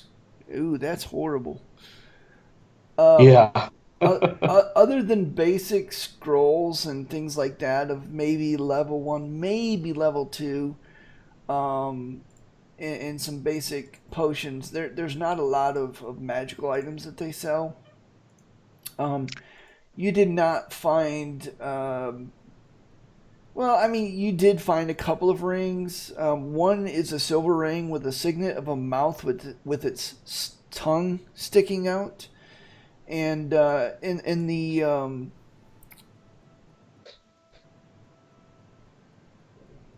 did I write it down? Oh yeah, and the merchant explains that it gives you a +1 on persuasion checks. But unfortunately, that's the only ring that you find. You see a lot of other rings, but no one seems to have magic rings in this area that you're looking. Emerald, Thanks to your 6 investigation roll. Emerald motions over to Velis. Would this ring help you out?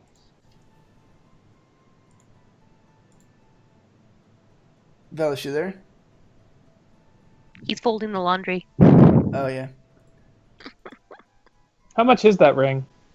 That is asking price is 550. Okay. Yeah, no. Yeah, no. Emerald asks looks at any religious items or books or anything? Yeah, unfortunately, no. I mean, the only temple in the area that you're able to kind of find is a Temple of Tempest, which is the human god of war. Not necessarily an evil god, but a god that is pretty undiscerning in terms of what causes it supports. In general, they just like war. And so a lot of their stuff that they have is not necessarily something you would be interested in. They've got let me see here.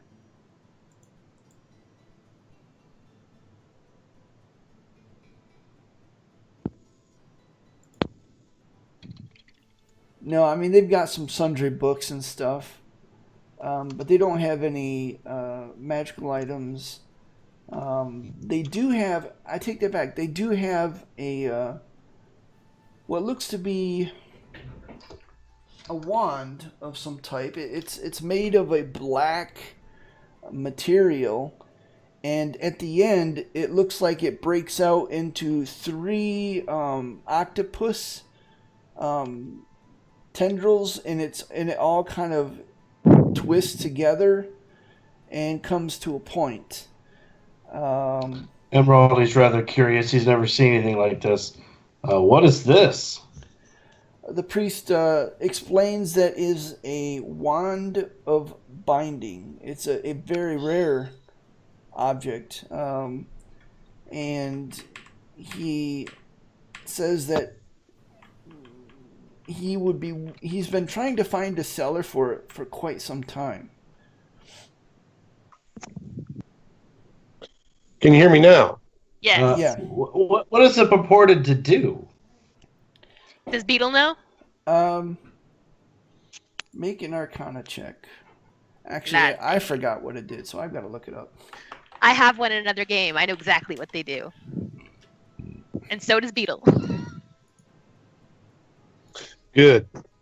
Velas has great Arcana, but Yeah, you know. Oh, Emeraldy! You can, freeze things with this. Not just people, but monsters. It's so cool. We have to get it. You mean actually freeze them in a block of ice, or? No, you know how, Bellis, don't you have that spell where you paralyze somebody in the middle of when they're trying to kill you? oh So- yes, that is one of my favorite things to do. Let me. Yeah. The look of surprise they would have on their face if they could move their face is This will do priceless. it to, a dragon. All right, Well, maybe. Let me explain a little bit about what this does out of character, because it is a little different from what the book says. This wand. Well, keep in mind this is I know. post spell plague.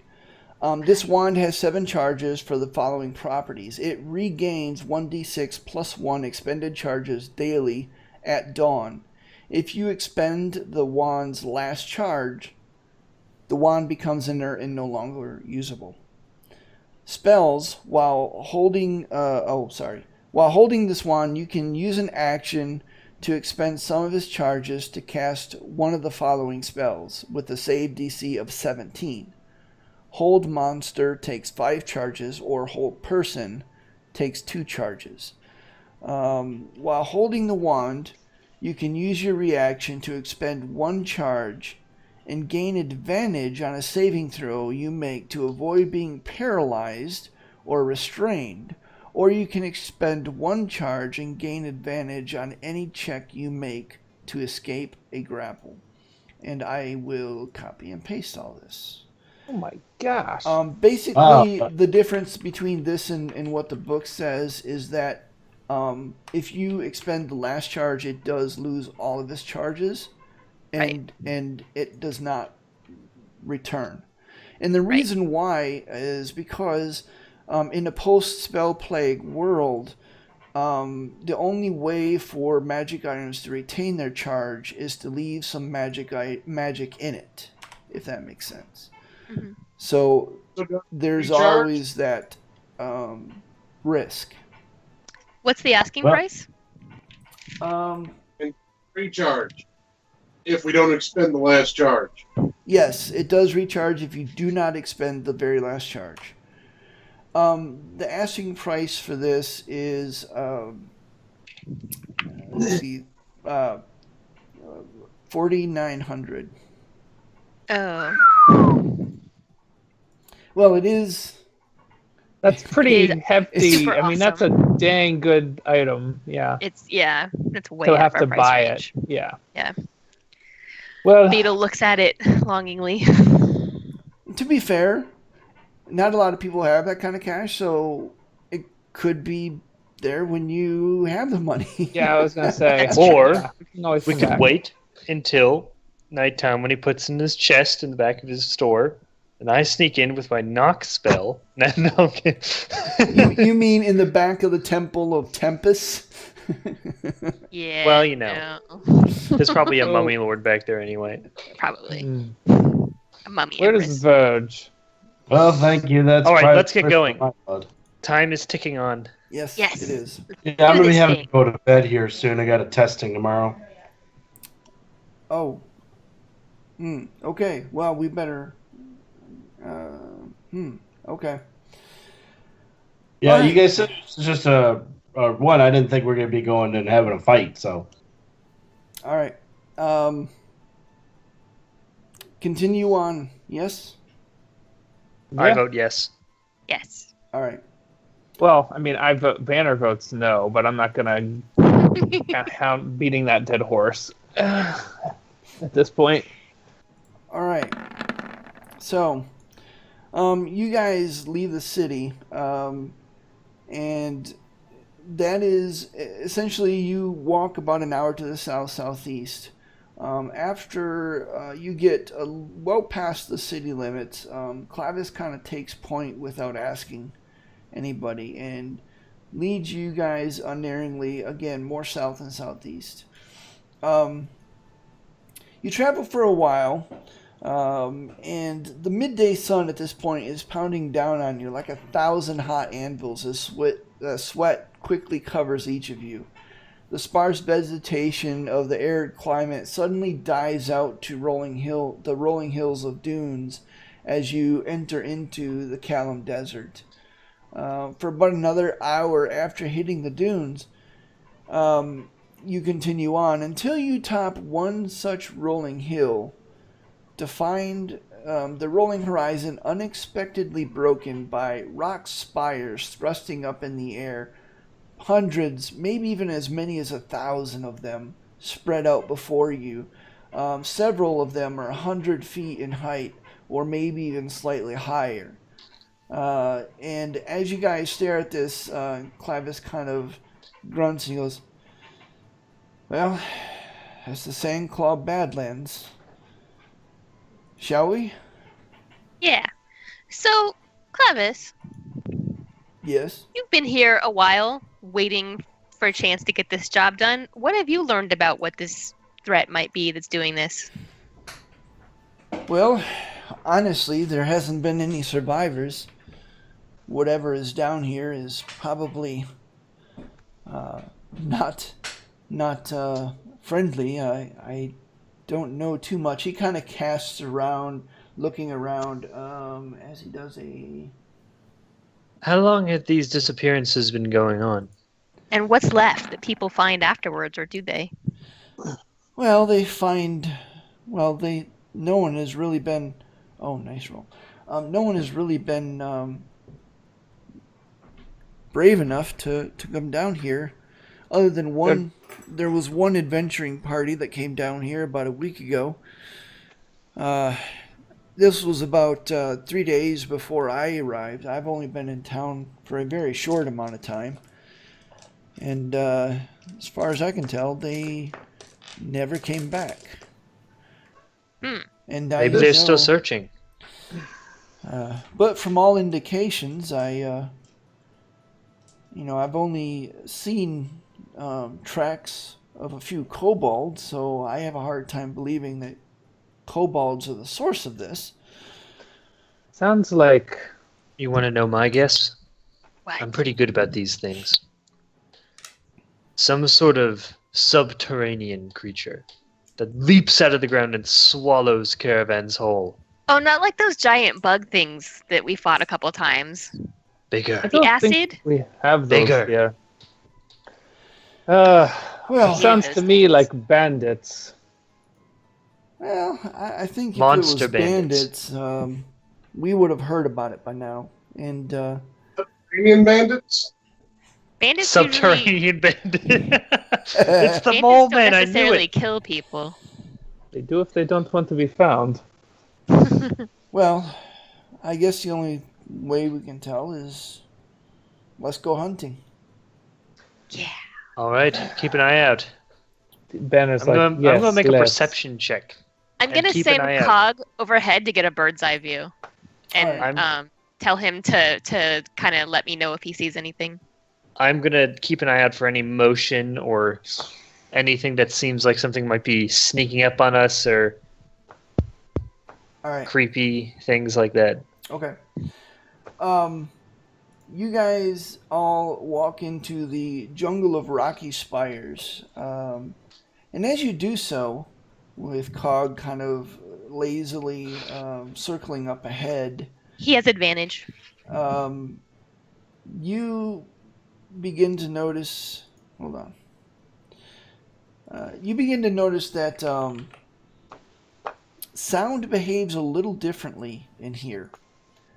As you're walking, those before and behind you, their footsteps seems to be coming from one side or the other instead of in front of or behind you, depending on where you are among the spires as you pass them.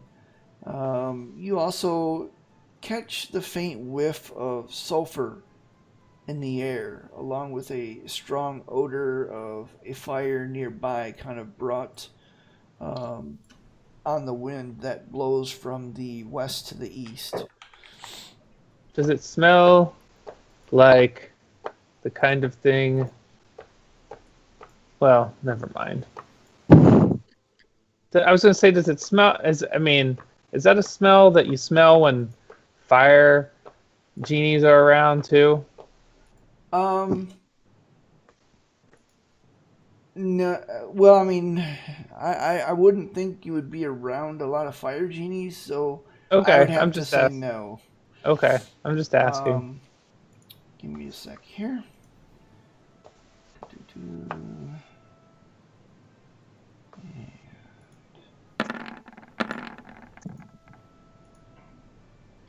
All right. So as you guys continue on,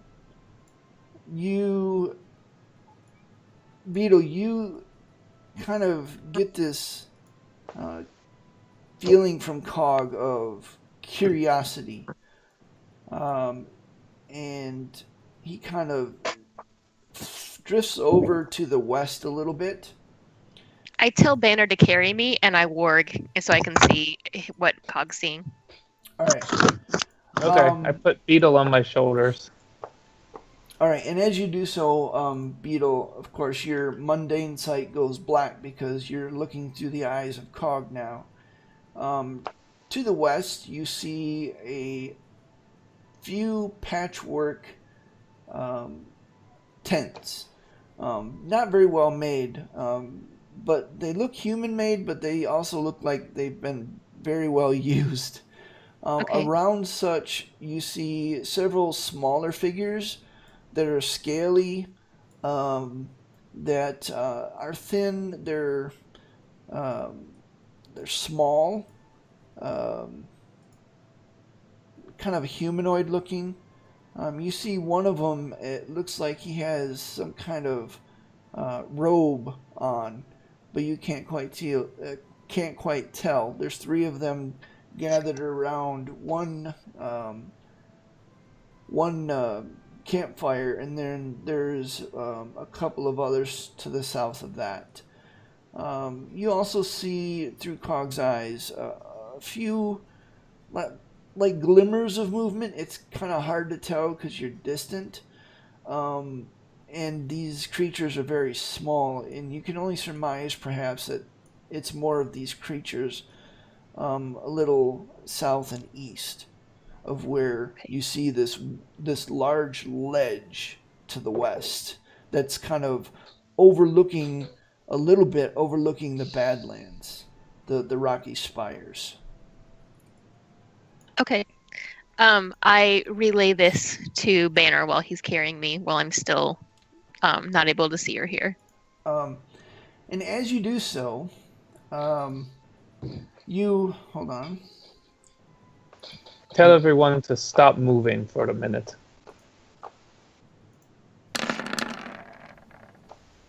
As you do so, you suddenly get a piercing feeling of great fear. Just after you like shifted your vision, all of a sudden you get this piercing feeling of terror coming from Cog, and then it's gone. Poof. He's gone? The feeling of terror is gone. You look up, you see a few feathers drifting down, but you see nothing else. Gosh. Oh, God. So you saw... Ah! What is it? What happened? Something Well, just Beetle ate saw- Cog. Beetle saw lizard men, I think, like scaly creatures up ahead. Yeah, they look Some kind of weird gecko they men. They could have been kobolds. What happened But to Cog? those weren't what ate Cog. No, whatever ate him was flying because crap. he Look was up. flying. A manticore or something. I hate And those he things. was really, really scared of it. He didn't. I don't think he saw it because I didn't see it, and I was like looking through his How eyes. far and away crap, was but Cog from us?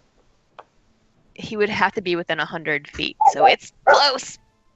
I make a perception check in the sky. Yeah, I'm just looking up.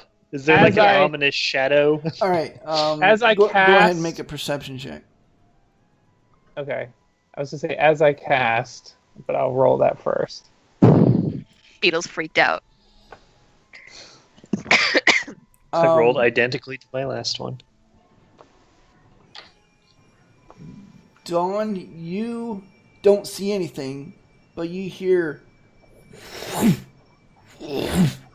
the flap of large leathery wings very faintly, and it quickly recedes and is gone.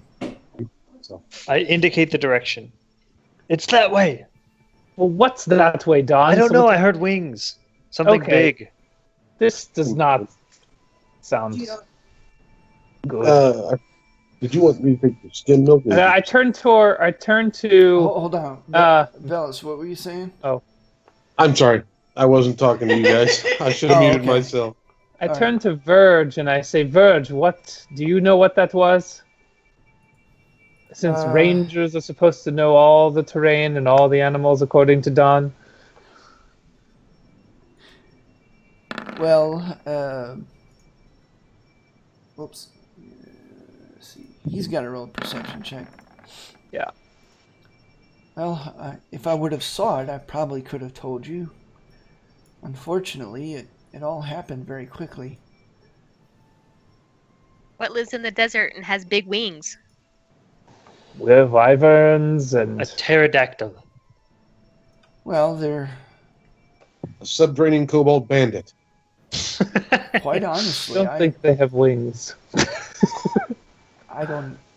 I'm not really certain. I mean, A copper dragon? I'm a good guide, but Copper dragons are good. I've not encountered all of the creatures the desert has to offer, so I honestly couldn't tell you.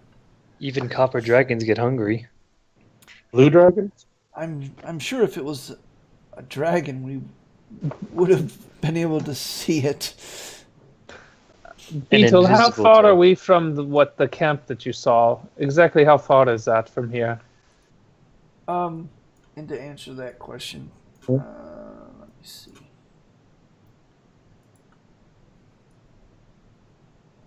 Yeah, you're about 100 yards away. Still, Okay. it's to the And there south. were more to, and then there were more to the south and the east. Yeah. 100 yards away. I'm going to go ahead right now, and I'm going to cast, since there's stuff flying over our head and we're only 100 yards away, I'm casting Armor of Agathis on myself. All right. How long does Does it it last? last? An hour. I'm sorry, I don't have the Okay. duration Nope, in there, you're but good. it's an hour. All right. So what are we Well, that's doing? one way to stay cool out here. As I do, I'm like, that feels very good. Well, we don't have any way of tracking that thing, do we? I say we go. Well, Find if this it's camp. flying, I mean, we know the direction that it's gone. Let's go after it. All right. I'm just Nobody going to eats start off. cog and gets away with it. All Yeah, right. let's go. And I resummon cog. How long does that take? I think only one action. Let me see. If it takes longer than one action, then I won't do it. Never mind. It takes a while, I It think. takes an hour. Yeah. Yeah. I'll summon him later. Okay. Quarter cog. So you guys head a little further south, and as you do so, the sound is bouncing off the rocks in various ways to make it hard to tell where the sound is coming from.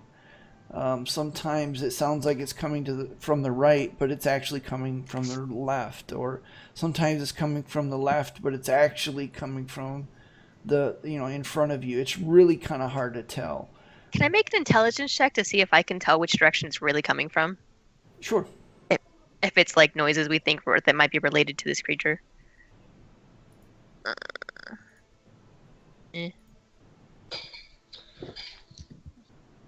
right, hold on. So, no, I mean, what you can tell is that the sound is actually created by these formations of rock, which is confusing everything but your sense of direction. So, generally, the only thing that you can rely on in this place is your eyes. Okay. Because you certainly can't rely on your ears. Maybe your smell, your sense of smell as well. But Okay. Have we gotten to the? It's really hard to tell. And as you continue on, you actually hear something a little strange. As off to the left, you hear the sound of a bleeding ram. You can't really tell exactly where it's coming from. The sound kind of bouncing to and fro off of rock spires. What do you do? I immediately think that someone left a sacrifice for this thing, and Beetle hears this and she goes running towards the sound of the ram. She has a hunch. All right. What, Beetle? You don't know. And I run after her. All right. As you do so, Beetle, you hear the sound of the ram like it's right in front of you, but then all of a sudden you're stopped short as you hear something else much more menacing. As you hear the roar of a lion, and all of a sudden it's off to your right. It's a manacle. What do you do? I dive between Beetle and the sound because I'm caught up with her by now, hopefully. I roll up my left sleeve. Get ready to blast it. Do I think my ears are playing tricks on me still? Oh, yeah. Based on your experience over the last 30 minutes, absolutely. You can't tell where the sound is coming from. The ram sounded like it was right ahead of you. Can I smell anything different? Perception? Yeah, perception check, sorry. Ooh. Oh, smelly. As you're like taking a sniff and you're like, That's Julia. You smell, yeah, that's better. That's Noah Banner, and that's the dungeon master, Brian, right there. Jay, you're not You're muted. not muted. I did. I shut the phone off. So you I don't speak for this. you hear or you smell kind of this mix of sulfur and the smell of goat, and it's coming from your right. And just about the same time as you hear that, you also hear something even worse than a lion, as something Can like you hear you've me? never heard before. Yes, I can hear you. Yeah. Something you've never heard before. Again, this time definitely from your right, Beetle. Okay. I point that way and I start stealthing. All right. What? Oh my goodness. I I shall begin moving quietly as well. And during all this, you look around to see Clavis, and he's kind of knocked an arrow. He's kind of drifted towards the back of the pack, and his armor has actually changed colors to this sandstone brown as he kind of flits between rocky spires. You can barely track his progress as he's also stealthing. All right, who all is stealthing? I'm not stealthing much, but All right.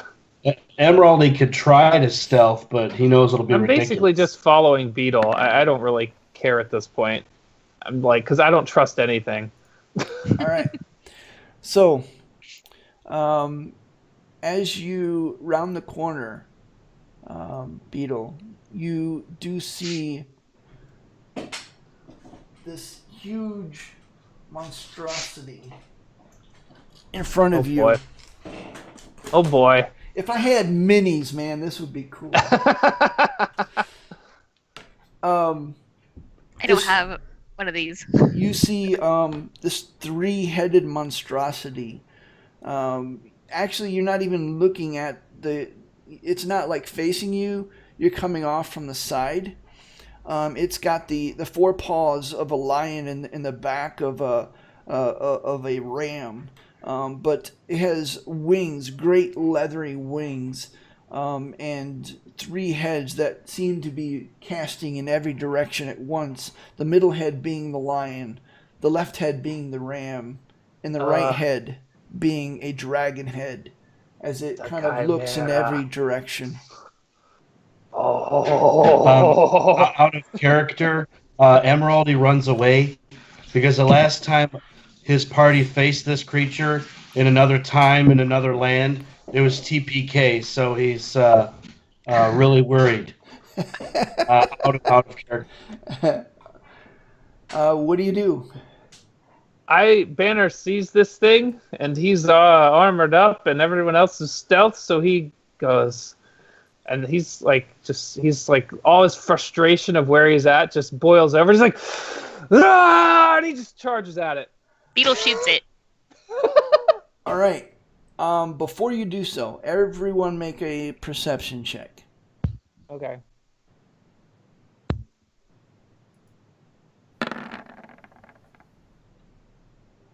Nice. Okay, so Beetle and Dawn, both of you, as well as Clavis, at about the same time as Banner just kind of charges in, and when he opens his mouth and roars, all three heads just kind of go towards him, and at the same time, you three, Clavis and you two, see other movement within the rock spires as a group of kobolds start filtering down. Everyone, can I drink my potion of invulnerability as I'm running? Initiative. That was my. Okay. No, Quick question. Yeah. Quick question. How tall are these spires? Some of them are as high as 160 feet. They're quite high. What about the shortest of them? Why didn't that take you to the? Do you guys see the map? Yep. Yes. Why did that not work? What about the shortest of them? Oh, that's why. The shortest of them is roughly about 20 feet in height, give or take. Basically, this entire thing is a maze of rock spires. Wow. I can't believe someone rolled lower than me. Well, I did. Especially roll lower. Where's I Bellis? just got a lower answer. I honestly did not think Bellis was going to be here. I'm working on getting him. Didn't want free to play.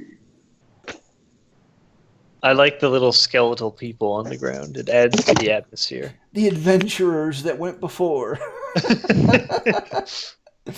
Hopefully this isn't an omen. Hey, Where's the monster? I'm working on it. Oh, There okay. is no monster. I am one person working It's all in very your quickly. head. You can do the more thing. it's all an allegory. The monster is within ourselves. We must face it down. All right. Alright. So, I don't have like the line of sight tool worked, so be honest about what you guys can see or not see. Okay. Yeah. I have reflecto vision that bounces off of the walls, so I can see around like a big mirror thing. Since I charged forward, should I be like here? I don't know where the monster is going to be, but I'm just trying to. I think with your initiative roll, Um, you should be running in the opposite direction. well- Yeah, it's always happens. I I- charge forward and I'm the last person to go. I hate Nope, that. that happened to me this time too. I need to place you guys yet because technically you're a lot closer than at least Beetle and Banner is. I don't know how far behind the rest of you were. Ooh, we got our We- cool elf dude too. Oh, We all rolled abysmally for initiative. Yes, it's pretty bad. This is the lowest I've ever gotten. There needs to be a mechanic for like charging in where you like get a turn or like there's got to be a way to fix that. Well, I mean, you can surprise them. Technically, what I'm going to do is, Banner, I'm going to allow you and Beetle both a surprise round, but none Ooh. of you have kind of charged in, so Okay. you are the only two with the surprise round, and then it'll be initiative as normal. Good lord. What about Well, the elf guy? whatever initiative rules anyone comes up with can't possibly be worse than one of the previous games I played in, where if you rolled a natural 1 on your initiative, you lost your first turn in combat. And if That's you rolled a bullshit. natural 20, you got a turn before everyone else. Regardless, it was so dumb. That's And pretty, somehow it only ever screwed us over, not the enemy. yeah. Yeah, that does kind of suck.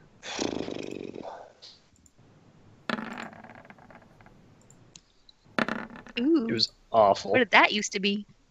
That was 2 years ago, and I'm still salty about it. I would be salty about that. I mean, I had a plus 10 to initiative, and I missed my first turn sometimes. To be fair, Noah, you're salty about so many things. One of your better qualities. I'm getting all fired up, is what I'm doing.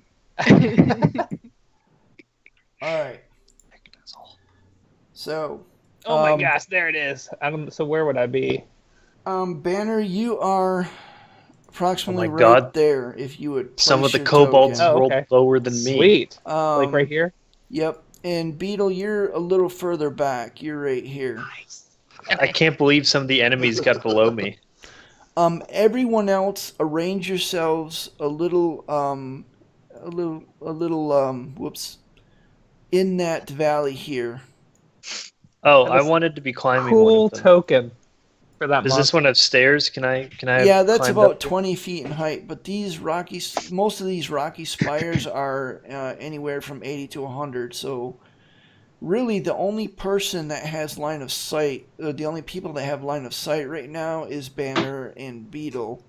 As Banner, as you roar forward, actually Beetle gets the drop on you as you're like in transit en route towards the chimera. All three heads kind of whip over you. All 6 pair of eyes kind of seemingly slightly surprised. Beetle, what do you do? I dart forward to get a clear shot around Banner, and I shoot a crossbow bolt at it. And I'm going to shoot one of the poison bolts that I have left. All right. Wow. And Pretty good. it slams home as it kind of jerks back. It goes in feather all the way to the feather of your shaft. How do the poison bolts work again? Do I roll extra damage, or does it have to save against being poisoned? I don't remember. I think it was 1d6 poison. I think it was just poison damage. Yeah, I think it's Yeah. 1d6. Yep. Okay. So, 14 plus 2, so that's 16 damage. Yeah. All right. Looking a little hurt, but not too bad. Oh, and then as a bonus action, I'm going to duck back here. I'm going to hide. All right. No, I get an action turn Yep. thing. Banner, you're up. What do you wish to do? Banner keeps charging. He's like, Man, you rolled horribly, man. you're just what I needed. And he chugs his potion of invincibility. All right. Wait, how did Banner go before me? Because surprise round. Oh, for okay. Banner and Beetle. Is that because they rolled high on their perception checks? That's because they rolled high on their Charged stealth, and Banner and Beetle both attacked at the same time. While everyone else was kind of getting into position, and you were... Yeah. Oh, okay, you weren't climbing the stairs, but... yeah, so everyone else doesn't even have line of sight on this thing. Okay. So Banner keeps charging, chugs his potion of invincibility as he says he smashes the bottle on the ground against the wall. He's like, you're just what I needed. And then he's full on, so he just action surges and makes 2 attacks then against it. Oh, nice. Okay. He pulls his glaive and throws the...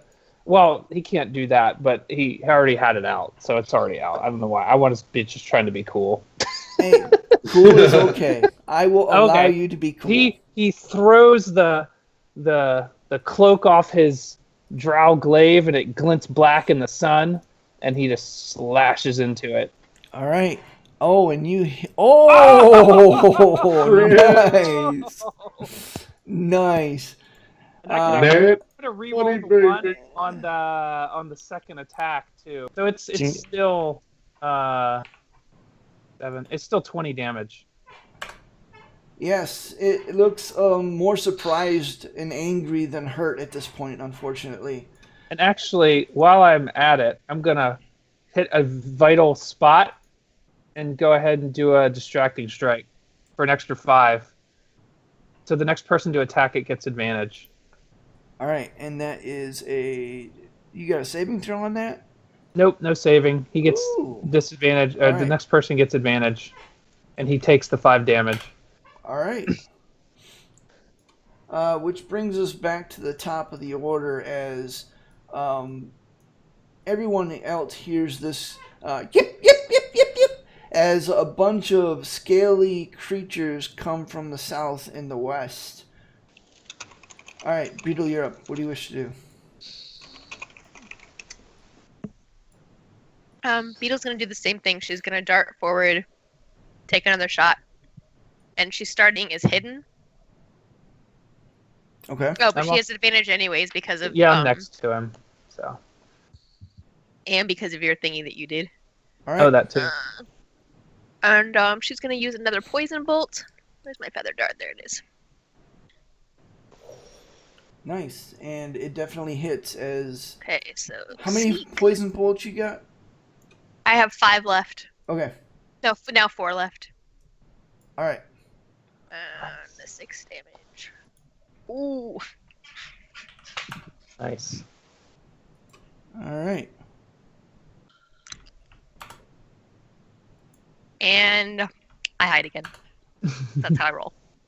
And I have advantage, I think, because it's rocks. So. All right.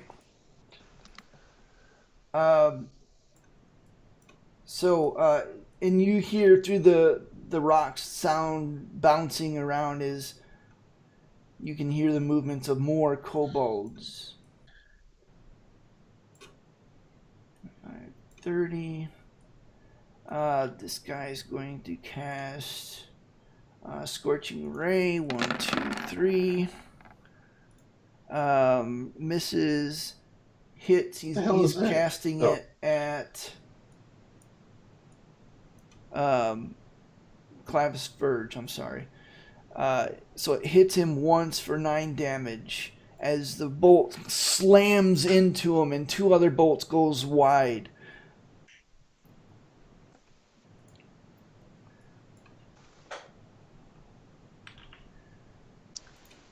Clavis Verge. All right.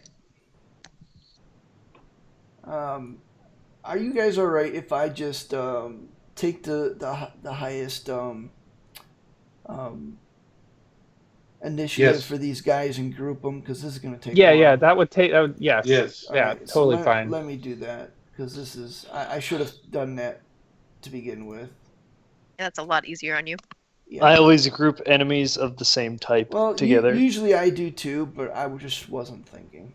All right, so It's just fun to play with when you got the cool tokens and right, all the pretty so stuff. I'm gonna go ahead and move Dragon Shields. 30. At least you're not doing my version of re-rolling initiative for every round. Oh, good God. 30. With all these people, it would take a year. He's going to jump down there, make a Constitution saving throw to see if he takes... acrobatics, which would be, since he doesn't have acrobatics, dexterity. Oh, full critical fail. So yeah, that's going to be 2d6 damage. He He takes 3 damage as he just kind of... And he like face plants on the rock floor there. All right, so Banner. Banner houses everywhere. 3 heads looking at you. Yes. The dragon head kind of thrust itself forward. Make a dexterity saving throw, and let's see. Hold on. Okay. Brian, I just want to say, after Jay's statement, you said the dragon had thrust itself. Thrusts forward. Thrusts forward. I just. Yeah. It's a good thing I got my Am I headset doing on, more so you than can't just hear a your dex end of the save? conversation. Because No. you said and. Okay. Okay, so you Dragon.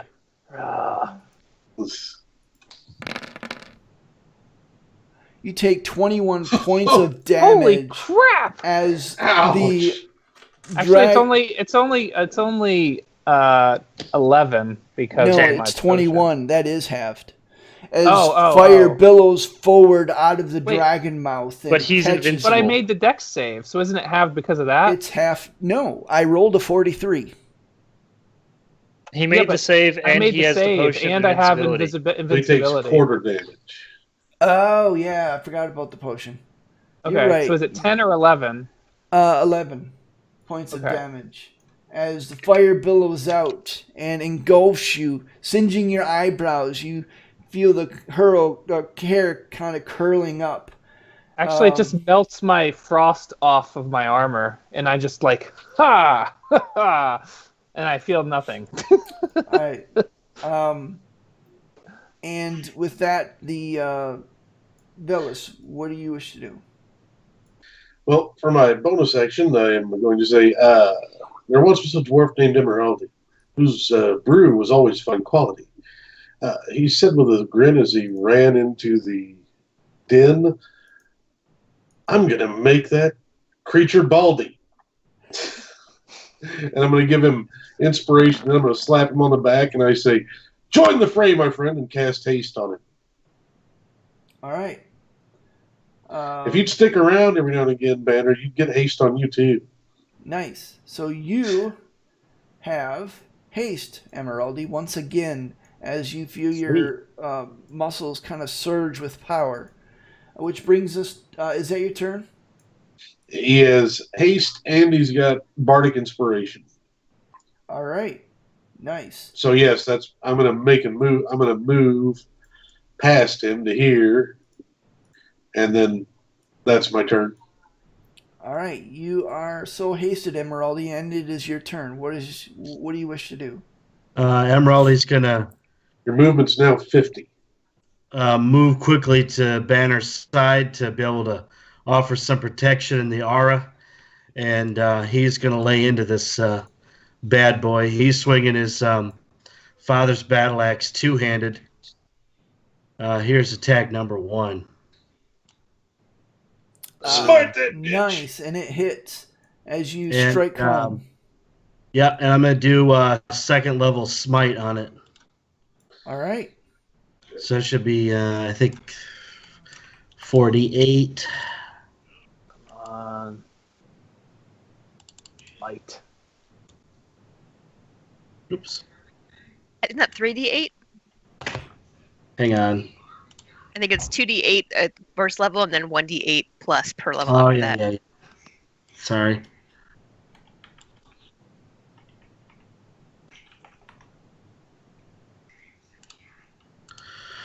Let's see. Okay, Emeraldy strikes again. Nice. 10.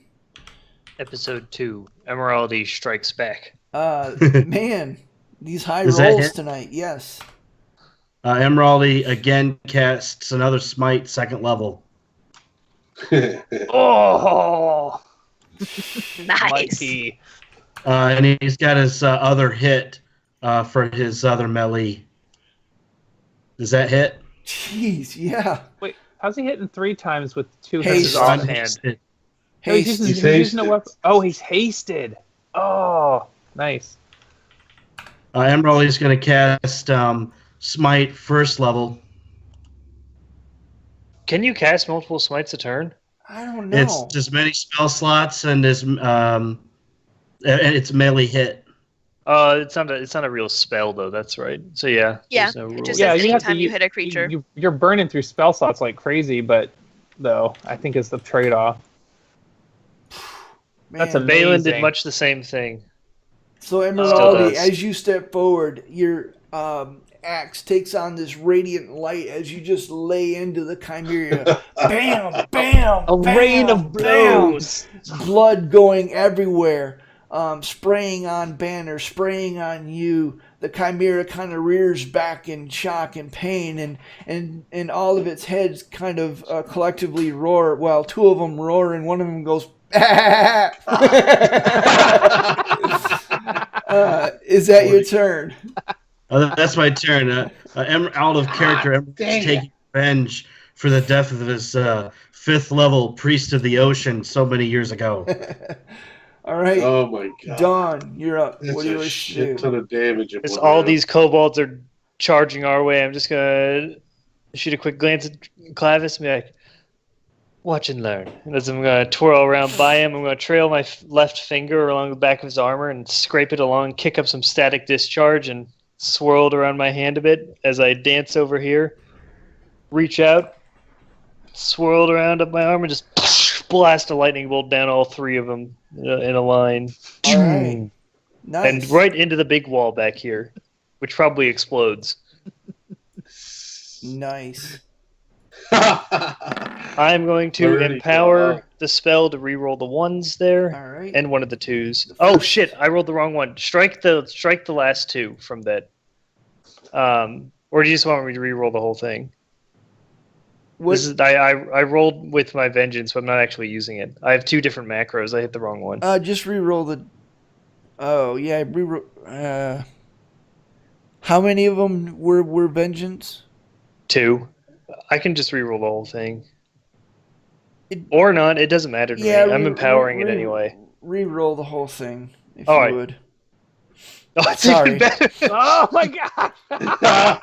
I'm going to spend a sorcery point to re-roll all 3 of the 2s, which is a gamble, but All right. so add 2 to that, so 32 All right. because I rolled 2 3s. Nice. As I The first one in the line does not make the save, takes full damage. As the lightning bolt continues on, you hear the kobold behind it kind of squawk half-heartedly, taking half damage. Oops. As he dives aside, the last one in the line looks up and looks confusedly at his compatriot, and then looks up just in time to get the full force of the lightning bolt as it smashes into him.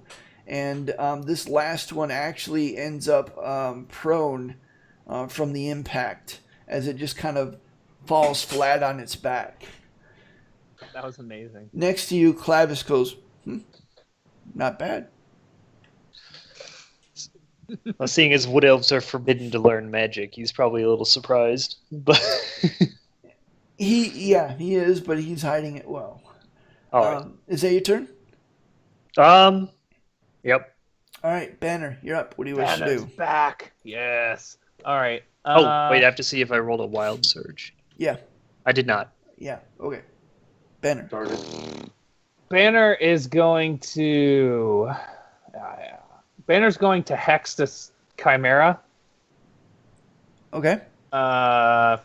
Basic. I guess I'll hit it with first sap its strength. With his bonus action, he's gonna reach out his hand and just strike a dark aura across it, and then he's gonna hit it again with his glaive. Okay. Unfortunately, that misses as the Chimera is still staggering back, kind of detected your swing this time and managed to dodge, kind of dodge to the side a little bit, and it goes wide. And then I think that's my turn, so that's it. All right. Clavis is actually going to step back in between two rocky spires as he pulls up his longbow. Arrows go flying out, hitting the kobold sorcerer.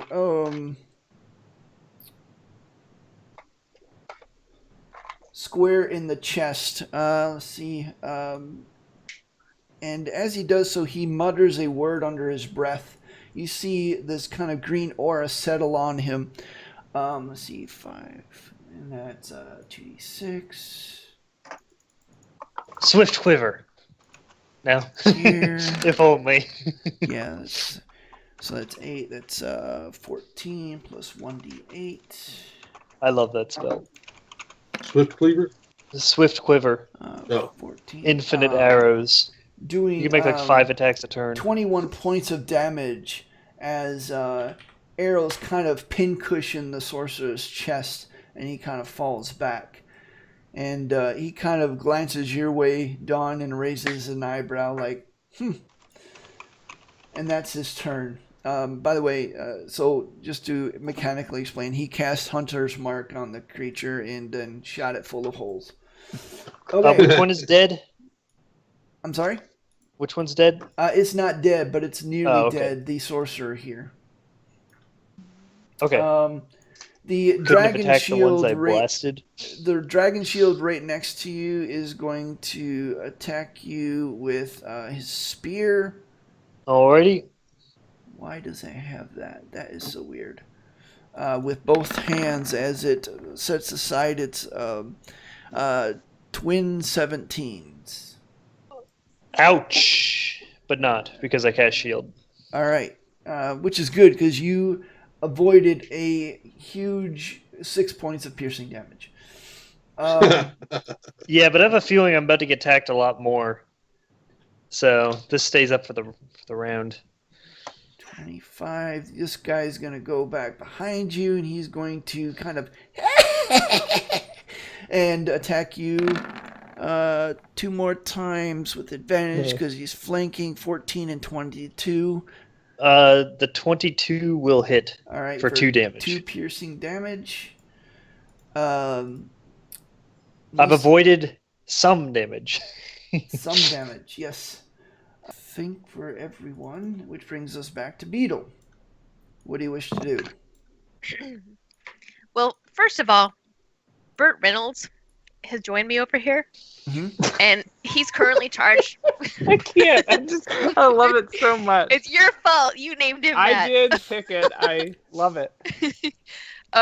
Bert is going to use minor illusion to make sounds like a lion cub, a lamb, and whatever Beetle thinks a baby dragon sounds like coming from Okay. way back over here. For this purpose, you must tell me, what do you think a baby dragon sounds like? Clinking of gold coins.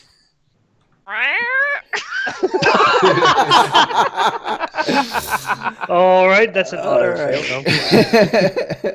You remember Dragon Slayer, the movie Dragon Slayer? I'm trying to think of the way the Game of Thrones dragons. They were just made a lot of weird squawks. All right. They sounded like birds. What's the saving throw on that? It's a contested check, I think. All right. I think it's deception versus insight. Let me look.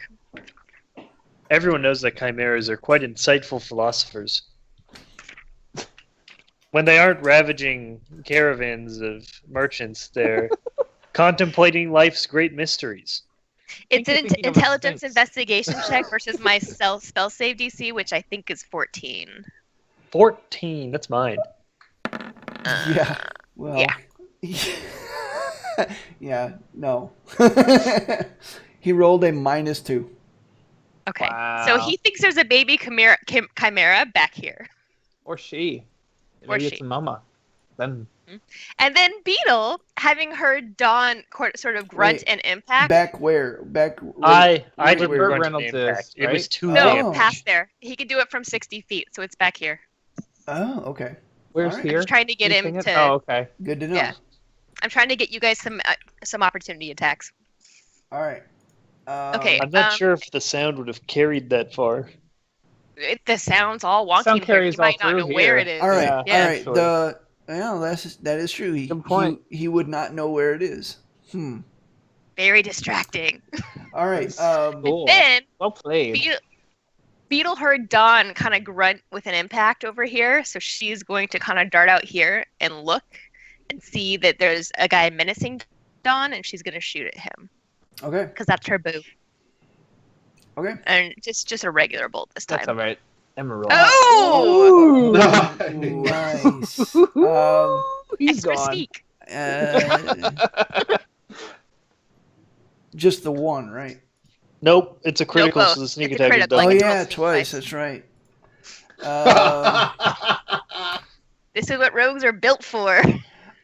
So as this creature's like holding his staff, and you see 46 he points. kind of like pushes it in and stabs. It scratches scratches Dawn with the head of his spear. You blindside him with a series of bolts that just kind of staccato against his side, and the impact actually throws him 5 feet, and he lands and lays still as he's dead. That's what I thought. And then I'm gonna duck Clavis behind is like- here. Pressed. Because there's suddenly arrows build. Well, yeah, Clavis is like sitting there, and all he sees is this sorcerer in front of him, and all of a sudden he sees his flying body just kind of land in front of him. So Beetle then is going to hide, and she gets the 19 against the back of those rocks. All right. Chimera time. What happens? I know, I'm curious. Okay. So, which brings us to the Chimera. As it kind of looks around first one way and then the other, looks at. I gotta check that real quick. Oh, okay. He looks first one way and then the other. He looks at you, Emeraldi, kind of stares at you with his lion eye. And as soon as I find the sheet amongst my many sheets, he is going to do something really cool. Lion eyes. He already breathed Doesn't fire my on me, chance so go up because of Now haste? that was really hot. Really cool would be ice breath. Come on, get it right. he melted my frost armor. All right, so That was pretty cool. holy Moses. Oh boy. Oh, boy. I was like, oh, I didn't realize this was a challenge rating 800 creature. all three the dragon head Emeraldi kind of thrusts forward, clamps you, bites you for 25 25 hits, correct? I'm gonna say yeah. yes. All right, so I rolled a 25, a 26, and a 26. As gosh. the dragon bites you, the claws of the lion rakes you across, and the horns kind of tries to impale you, doing a 14 piercing damage, 9 bludgeoning damage, and 12 slashing damage. Ugh. 14, That's 9, not cool. 12. He needs to attack Banner. Come That's on. the opposite of cool. That's what we want. Actually, So what was the total of the damage? Total. That's a good question. 14, 9, and 14 12 plus 9 plus is- 12 is 35. Okay. All right. And then it kind of looks around, trying to get a fix on where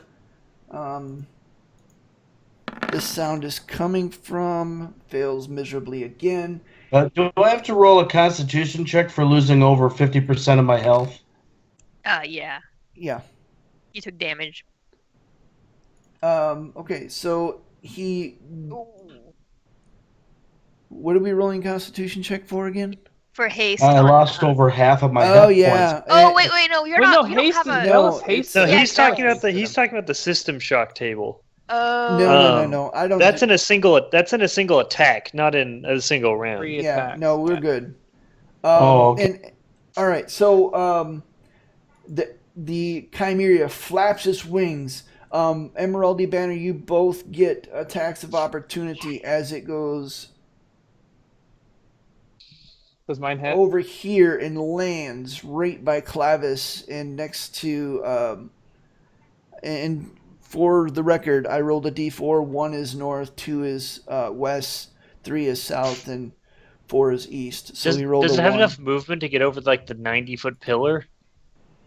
Yeah, I mean he can bank around. He's got 60 feet Okay. flying. Okay. So, and he lands. Banner and Matt, you both score hits on him as he's passing by. Okay, I don't forget my necrotic damage of 1 too. My whole 1 damage extra. And that is his turn. Velas, you're up. What do you wish to do? Well,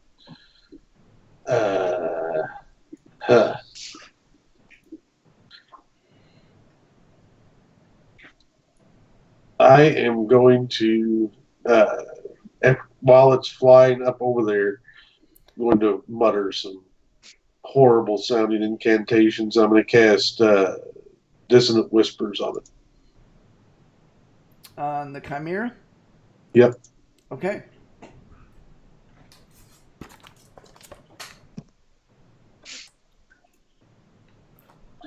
Yep. 3rd level. Okay. Oh, you gotta be kidding me. That's all? 5d6, that's all? You did roll. He does fail his saving throw. Nice. That's good So though. he takes 11 points of damage, psychic damage. Isn't 18. it 7 plus 11? Yeah. Yeah, it's 18. Yeah, I read that wrong. Thank you. That's right. And he's got to use his reaction to run away. Ooh. Run away. Move away from the caster. Yeah. But that gives Clavis an attack of opportunity. Yep. 5, 10. Dang. This guy's getting attacked by All right. opportunity a lot. Yeah, and Clavis is going to fire his bow. Smacks him hard, hits him dead center in the chest for 9 piercing damage. Plus, nope, he doesn't have Hunter's Mark on him. Okay, is that your turn, Velas? Yes. All right. And as you see him kind of running away from you, Velas, blood kind of splatters the ground. He's looking not good at all, more than half dead. Emeraldy, you're up. What do you wish to do? Emerald is going to lay on of hands for 15. Okay. And then he's going to move here and attack this one with his 1 attack and then 2nd.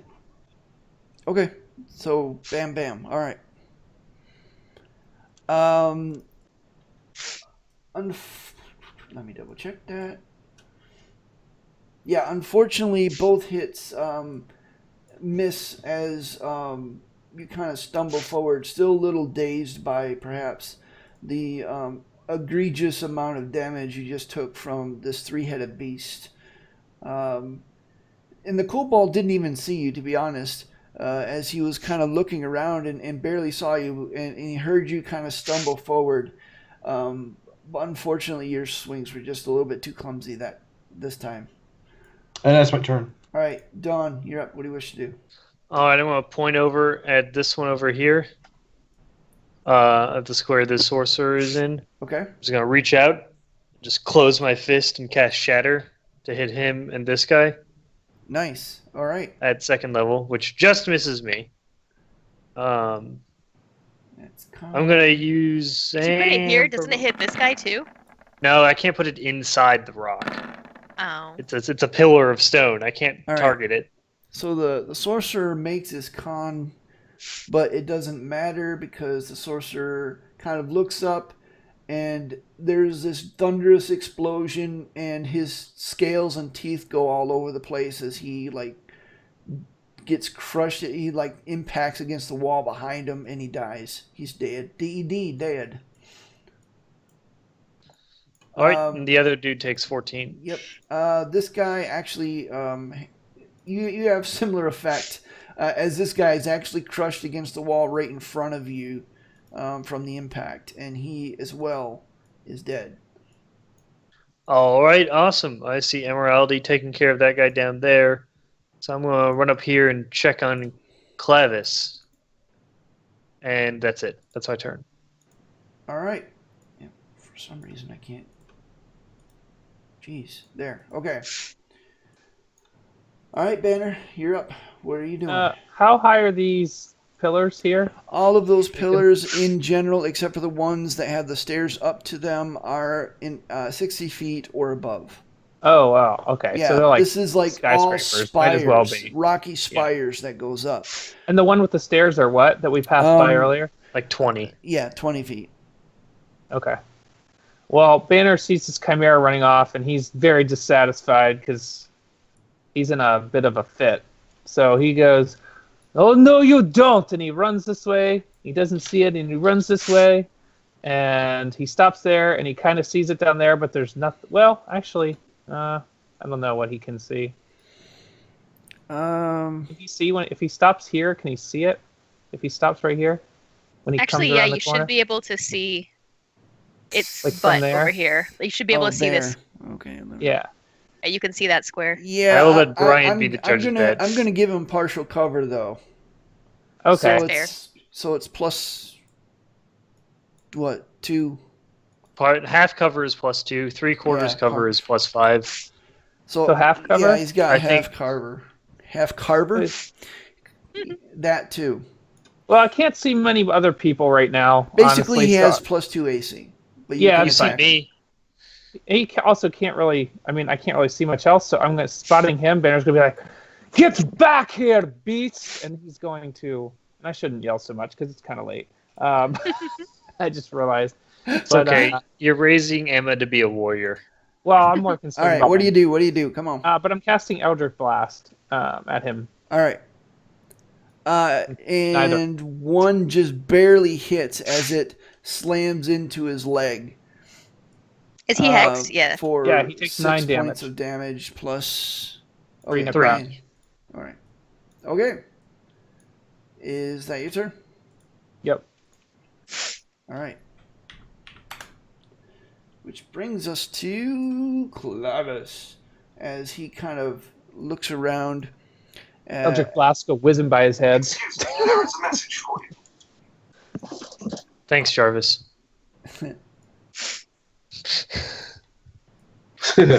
Y'all need to kill that other sorcerer so I can close an NPC sheet. I'm just He's saying. nowhere near Far us. Pretty far away. Yeah, he is. All right, so There's like 4 pillars between me and him.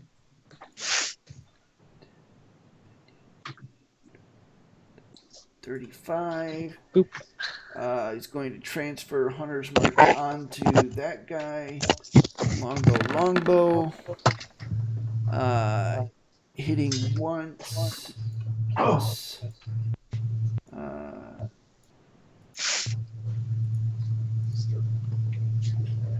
15 points of damage as arrows slam home from between the 2 rocky spires as he flies around the corner, firing on the move. And that is the entirety of his turn. Emeraldi, He can rejoin. the creatures down below you or the creature to the north of you, the kobold, attacks you for a 16 and a 13. Excuse me, to either hit. No and no. All right. How was your game? 5. 17 and a 22. 22. All right, for 2 more piercing damage as his spear slams home. Dragon shield up here. Whoops. Double click. That's not good. 5, 10, 15, 20, 25, 30 is going for Dawn. And I apologize Hello. for going so quickly, but it is late. 5 and a 7 both miss. I just stand there as he whiffs. All right. That wouldn't hit a wall 25, with an ace with a 30. dex of -5. Oops, only the first 2 I'm taking. Ooh, 15 and a critical for 14 points of piercing damage. Emeraldy. I'm assuming the 15 does not hit. Not with haste. Correct. Sure. 5, 10, 15. Care of the sorcerer, and we're back to Beetle. What do you wish to do? Okay, Beetle runs around the corner here and takes a look around. She doesn't know what the heck's going on, and she sees Emeraldy surrounded. That doesn't look good. So she's going to fire a bolt at the dude next to him Okay. and finally miss. Yes. You have advantage. It goes wide. With Emeraldy there? I thought that's how that worked for rogues. No, I Or is that just I a get sneak? sneak attack, but not Oh. advantage. Yep. And then she's actually going to, as a free action, put her her crossbow away and draw her short sword and move up here. Wow. That's the first. Ooh. That's first time in a long time. Yep. All right. So Chimera. Chimera kind of wheels around, lunges forward towards Clavis. Oh, I almost hate to do this. Poor Clavis. I did yell at him, if that helps. Actually, I gotta roll a d6 first. You guys are the ones that chased him over there. Oh. I yelled at It's going to be bad for Clavis, whatever's about to happen. Um, Uh-oh. Or somebody. That's interesting.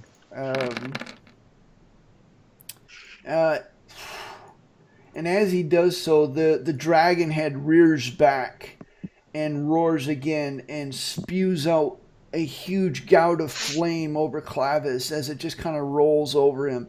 You hear him going, "Ah, ah, hot, hot!" as he's screaming, taking 39 points of damage. Oh my gosh.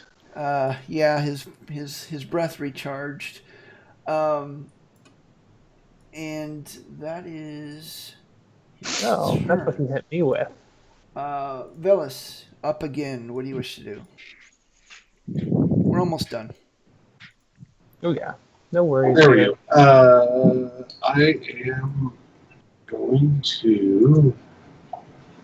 Let's see. Let me see what I can see on the screen real quick. Sorry, folks. It's okay. Hell, I can't see anybody. All I can see is Burt Reynolds. Yeah, you would have seen Beetle run to where run in that direction. Around the corner. Yeah.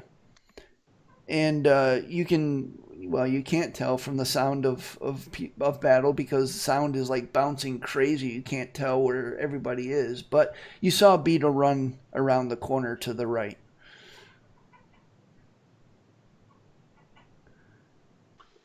I like this So- map. Yeah, it's I cool. can make it to there. I appreciate its aesthetics, but I hate how it screws with all my abilities that are cones and lines. I think that's why he Spheres. did that on purpose. Yeah, he's perhaps. like, I'm gonna screw over Don's fear, finally. Requires Can I line of s- sight. Can I see that guy? Yeah, I mean, he's got probably quarter cover as he's kind of behind Dawn, but yeah, you can see it. If you miss and hit me, I will haunt you.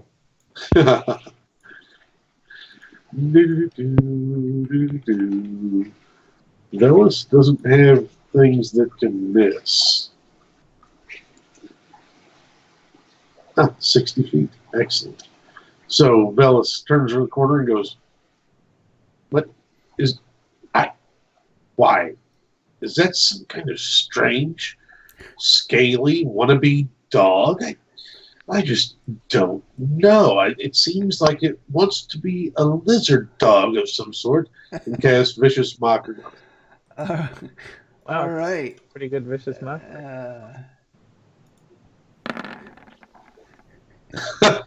Fails just barely Wow, as it like it yips at you and then it just kind of whines a little bit as its feelings are hurt just to the core of its poor little scaly heart. It is wounded. Its pride is definitely wounded, taking 7 points of psychic damage. Is that your turn? Yeah, that's all I can do. All right, Oh wait, Emeraldi. I'll use my bonus action and sing a little ditty for Dawn, but I'm not actually going to sing it this time. Okay. And give her inspiration. Dawn, you are so inspired. Emeraldi, surrounded by these crazy, scaly kobolds. What do you wish to do? Emerald is going to do an item interaction, equip his shield, and grip his battle axe with one hand. And he's going to use one of his actions to use its power of the shield that... what was the gnome guy that we had? Oh, Ren. He's going to say the key word, Reverend Mother, protect me, which is supposed to boost his AC by +5. Yep, it has has one, the shield spell imbued on it. yeah, just one charge of it, yeah. I think you use that as a reaction though when you're attacked, don't you? It's actually an Shield? action to equip your shield too.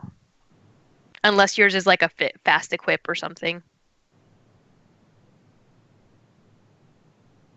I thought I was able to use it as an item interaction. No, not No, with the in shield. the It's an PHP, action. it's listed as an action. Oh, yeah, that's right. Not a big deal. Sorry, man. But Probably the, just uh, equip it. But using that's- the shield spell would not be an action. You can just wait until they attack you and let it go then. But you probably have to have it equipped. Well, the way it was imbued on the shield is I had to say a particular set of words in order to use it. Yeah, that's true. Well, I guess you could use your reaction. Technically, Whenever I you mean, want. Yeah, you can use your reaction whenever you want. So, yeah, you can do that. You got the shield spell on your shield. It gives you a +5 AC. And you still got 2 actions. He's got plate. Yeah, he He's still got has an action from the haste. Yep. Yeah. Well, he's got a +2 So- bonus to AC from that too. Yep. You Yeah, still so got 2 actions. So your AC right now, effectively, is 18 like plus 5 plus 2. 27. 27 plus whatever bonus the shield gives. Oh, 28. well, shield gives you +2, so that's 20, and then another 5. So my AC should be 25. Plus Plus 2 you for got haste. haste, so it's So 27. 27. Oh, Okay. that's right. You've got the extra action. Yeah, so right now you're sitting at 27 AC, man. Holy crap, Okay. dude. And you said I still have 2 actions? Yes. No, just one. You just one one. from the haste spell. Okay. I'm going to go ahead and attack the one that's right in front of me. All right. And you smash it to the ground and like turn it into red paste as it just crumbles. And that's my turn. You hear the soft gurgling sigh. Dawn, what do you wish to do? Don't you have extra attack? You can't use it with the haste action. You can only make one weapon attack with the haste action. Yep. That was his one weapon attack. Yes, that's all he gets. That- Because that- he uses that's- action to equip the shield, his second hasted action to attack. So that Doesn't he works get out 2 right. attacks per round? Only, Only not with if his you use the regular haste action. Only with his regular action. Yep. That sucks. Haste specifically says you can only make a single Anyway. weapon attack with it. Dawn, what do you wish to do? Um, I hear the burst of fire in the north, so I'm going to start off over here, taking the attack of opportunity. Yep.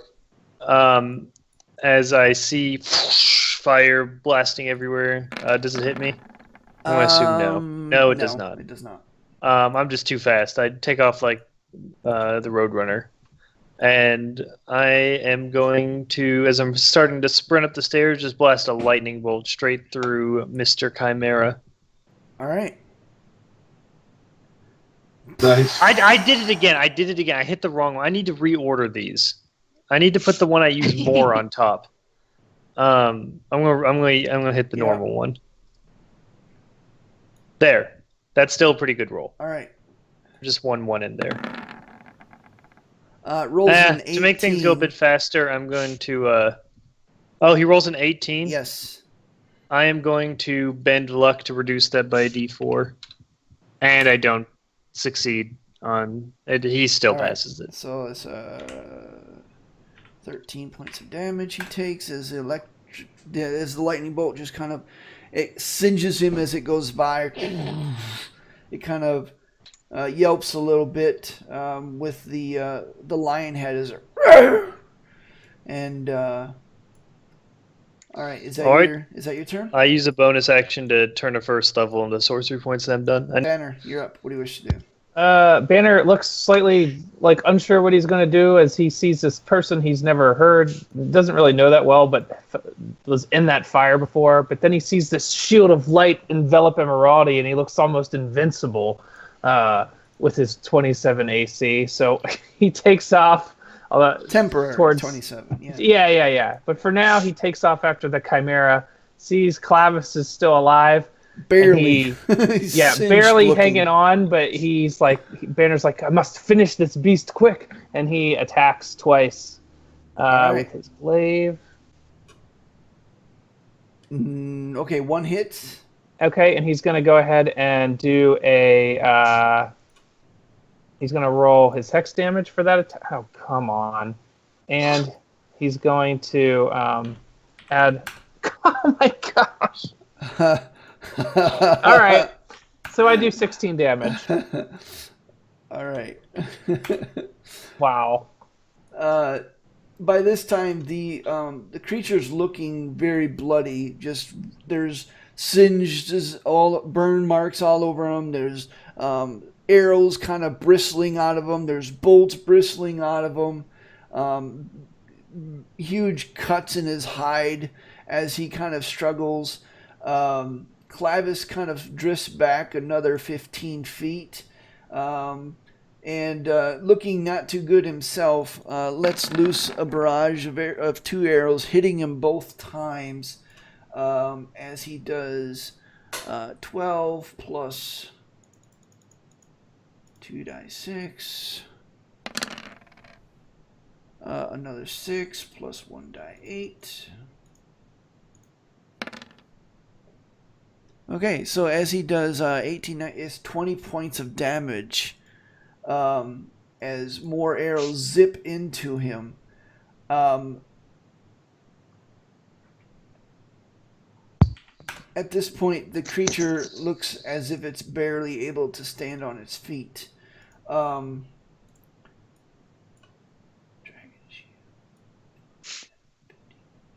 He did not see the dragon shield behind him. As it kind of careens around the corner, attacking him twice, hitting him once for 3 piercing damage. And you actually hear Clavis kind of grunt in pain, kind of blood, as blood sprays on the sand, and he actually takes a knee, and he looks around over his shoulder at him, and he goes, "Oh, that was a mistake."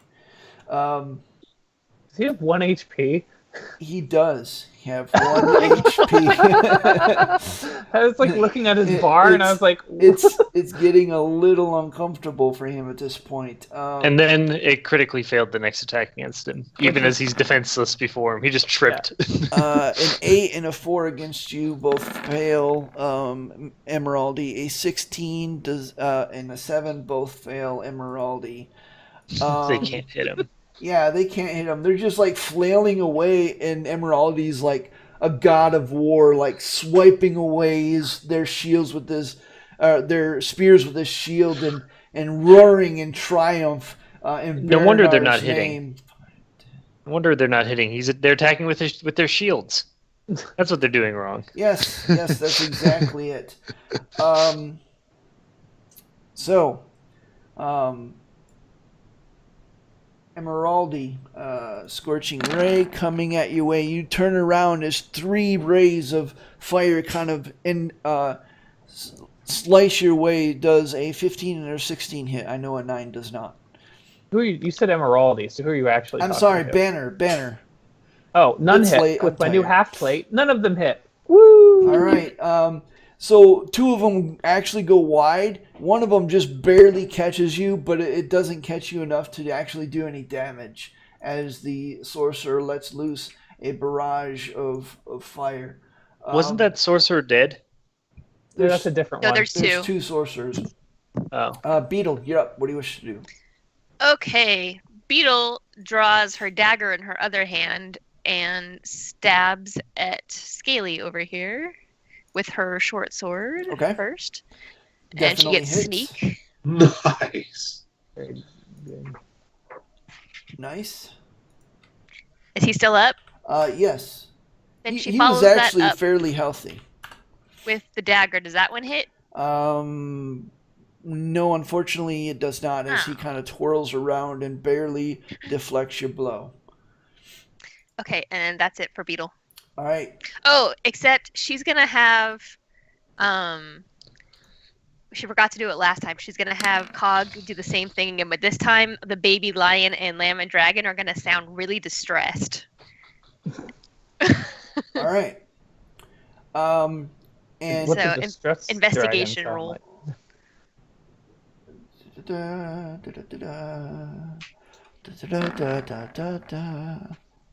Yeah. And it's gonna be- He rolls a 4. And it's gonna be like over here again, where it originally was. All right. So at this time, the Chimera is kind of looking around, just barely moving. Banner, it lays into you with everything that it has. 19, 25, and I know a 9 does not hit. Does 19 or 25 hit? 19 and 25 hit. I'll let you roll the damage first, but I'm going to repost his miss. All right, so when we're that's done a there. total of 23 points of damage, With halved his- because of the invulnerability potion. Right. So that's 11 points of damage as it slashes into you. Okay. So Banner dodges the last blow and quick strikes with his glaive. Oh! How do you want to do this? So all 3 heads are just kind of attacking him? Oh yeah, just the ram horn, the dragon head, and then the lion claws. Okay. As the goat comes down, Banner just thrusts his glaive up through the head, and then he jumps off, catches the lion's head by the jaws, and then clamps it down on top of the dragon's head, thrusting the fangs into the Nice. dragon's head. All right, so that's exactly what happened as Banner just kind of comes up with a swift, smooth blow, and the ram's bleat cuts off mid bleat, and then he drops the glaive, grabs the lion's head, cranks open his jaw, then just slams it shut, the canine slamming shut across the dragon's head, braining him entirely, and the Chimera falls dead. Awesome. That was a reaction. So, at this point, all of the other creatures, the remaining kobolds, let me see here, it's one, and, oops, wrong one. Where'd the other one go? There he is. 1, 2, 3. There are only 2, actually. Yeah, no. The sorcerer looks around. So the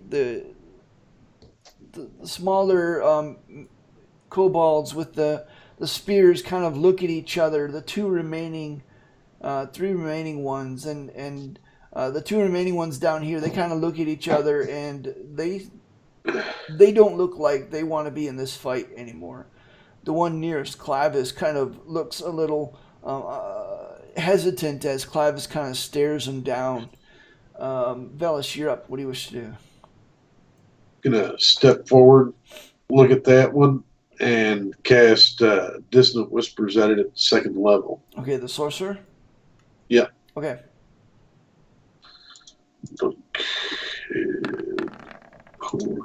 Alright, fails his throw. Dissonant Whispers. Second level, submit. Suck rolls. 8 points of psychic damage. And he has to run away from you. Which way is he going to run? 5, 10, 15, 20, 25, Oh my god. 30. And Clavis actually gets an attack of opportunity at disadvantage because it's his bow. Slamming home for 8 piercing damage as he fires a quick shot his way. Alright, is that your turn? Yep, and I gotta go, folks. I'm so sorry. That's alright. That's We're almost okay. done. Emerald, Alrighty. you're up. What do you wish to do? Great game, Emerald everybody. is going to Have fun. use his Love y'all. hasted attack on the kobold at his northwest. Okay.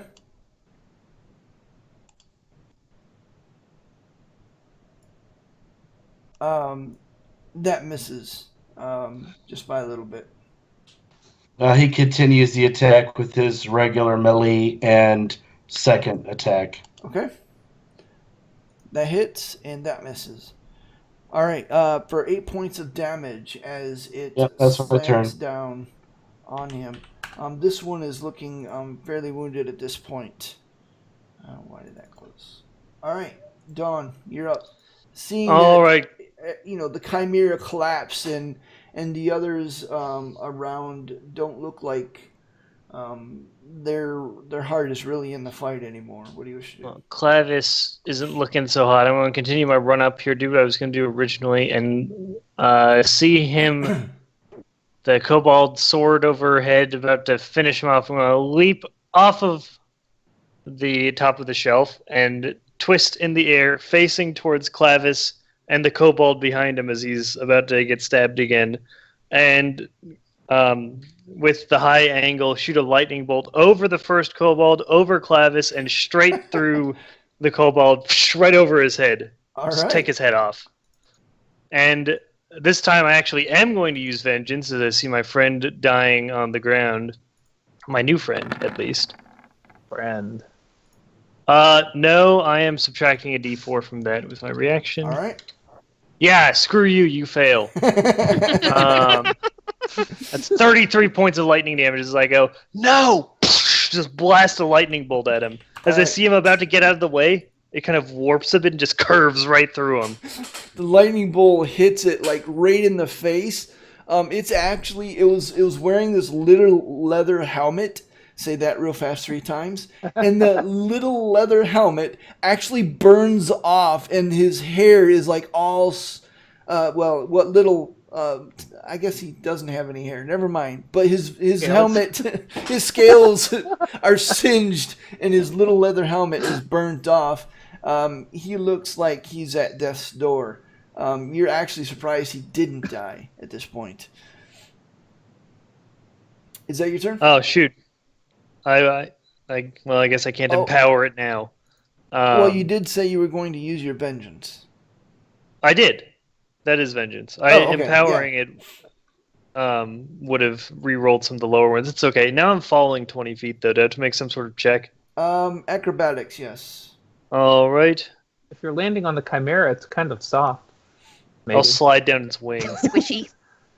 All right, yeah. I'll use Velus's inspiration just to be safe. You managed to do it without any issues as you 24. just kind of do a 3-point anime landing, and the dust kind of poof in every direction. The Superhero residual landing. electricity goes sparks out through the sand. Sure. Hey, I'm a wild mage. I do what I want. All right, is that your turn? Yeah. Banner, you're up. What do you wish to do? I step on top of my slain foe and I see Clavis like basically just using his last bit of willpower to stare these two things down at death's door, and that Don fried one of them. And I'm going to go ahead and shoot off 2 Eldritch Blasts. One at the far one that's almost dead, and one at the one closest to me. Okay. Don't miss. Well, the first one is the far one, which is what I said it first. And that definitely. Okay, so his leather helmet is gone, and like there's this puff of ash as it kind of fades off in the wind. It looks surprised, and then it sees you. It looks even more surprised, and then it's just dead. As the Eldritch Blast like hits it straight in the face. The second one, that one hits as well, doing 8 points of damage as the sorcerer kind of lurches forward because it was facing Clavis and not expecting an attack from that direction. I should have done this before I did that, but I'm going to move my Hex onto that guy with my bonus action. Yep, you should have. And step forward, or close enough that he's in my reach anyway. Alright, Clavis is going to drop his bow. He's going to get out his sword. He's going to step forward. He's going to attack with 2 short swords. Missing both times because it is not his weapons of choice, perhaps. And he's going to then question his life's decisions on why he would have done that instead of heal himself, and that is his turn. I was going to say... Yes. Well, Lavis Verge. Emeraldi is down to 22 AC now, which doesn't matter. Nothing hits him as, again, he's like this champion in the midst of, a bunch of little creatures, and he's just like, maybe he's having a little fun with it by now. I don't know. But I like how they keep trying to hit him and not the squishy gnome next to them. Well, they're not. To be fair, they have an They're not worried about intelligence me. of A peanut? 8. So Well, that's only one less than Banner. It can't be that dumb. yeah, well, let's see, Scorching Ray at disadvantage because he's close, which is really good because all Scorching Rays miss Clavis as the sorcerer's trying to finish him off. I don't know how he missed, but he rolled, horribly, but whatever. And I'm thankful, actually. Beetle, you're up. Beetle attacks the guy she has advantage on with her short sword. Disadvantage. Does that hit? It's advantage, so it hits. Yeah, it does definitely hit. Yeah, you kill it. And I jet over here and attack this guy with my dagger. Also advantage, but no sneak attack this time. Nice. Yeah, you definitely hit it. And for brevity's sake, I'm going to say that you all easily mop up. Oh yeah. And or 1 or 2 kobolds that you guys did not see because they were probably snoring away in the tents, heard the commotion, saw things going very badly, and ran. And essentially what we're going to do is Monday we will pick up after this battle. Well, that about does it for this episodes of our Forgotten Realms D&D campaign. If you enjoyed these or other episodes, please remember to hit the like button to show that you like it. Subscribe to this channel if you'd like to see more of these episodes. We also stream these episodes on our Twitch TV channel. The link is down below. And you can always reach me via Twitter. Again, that link is down below as well. Until next time, have a great day.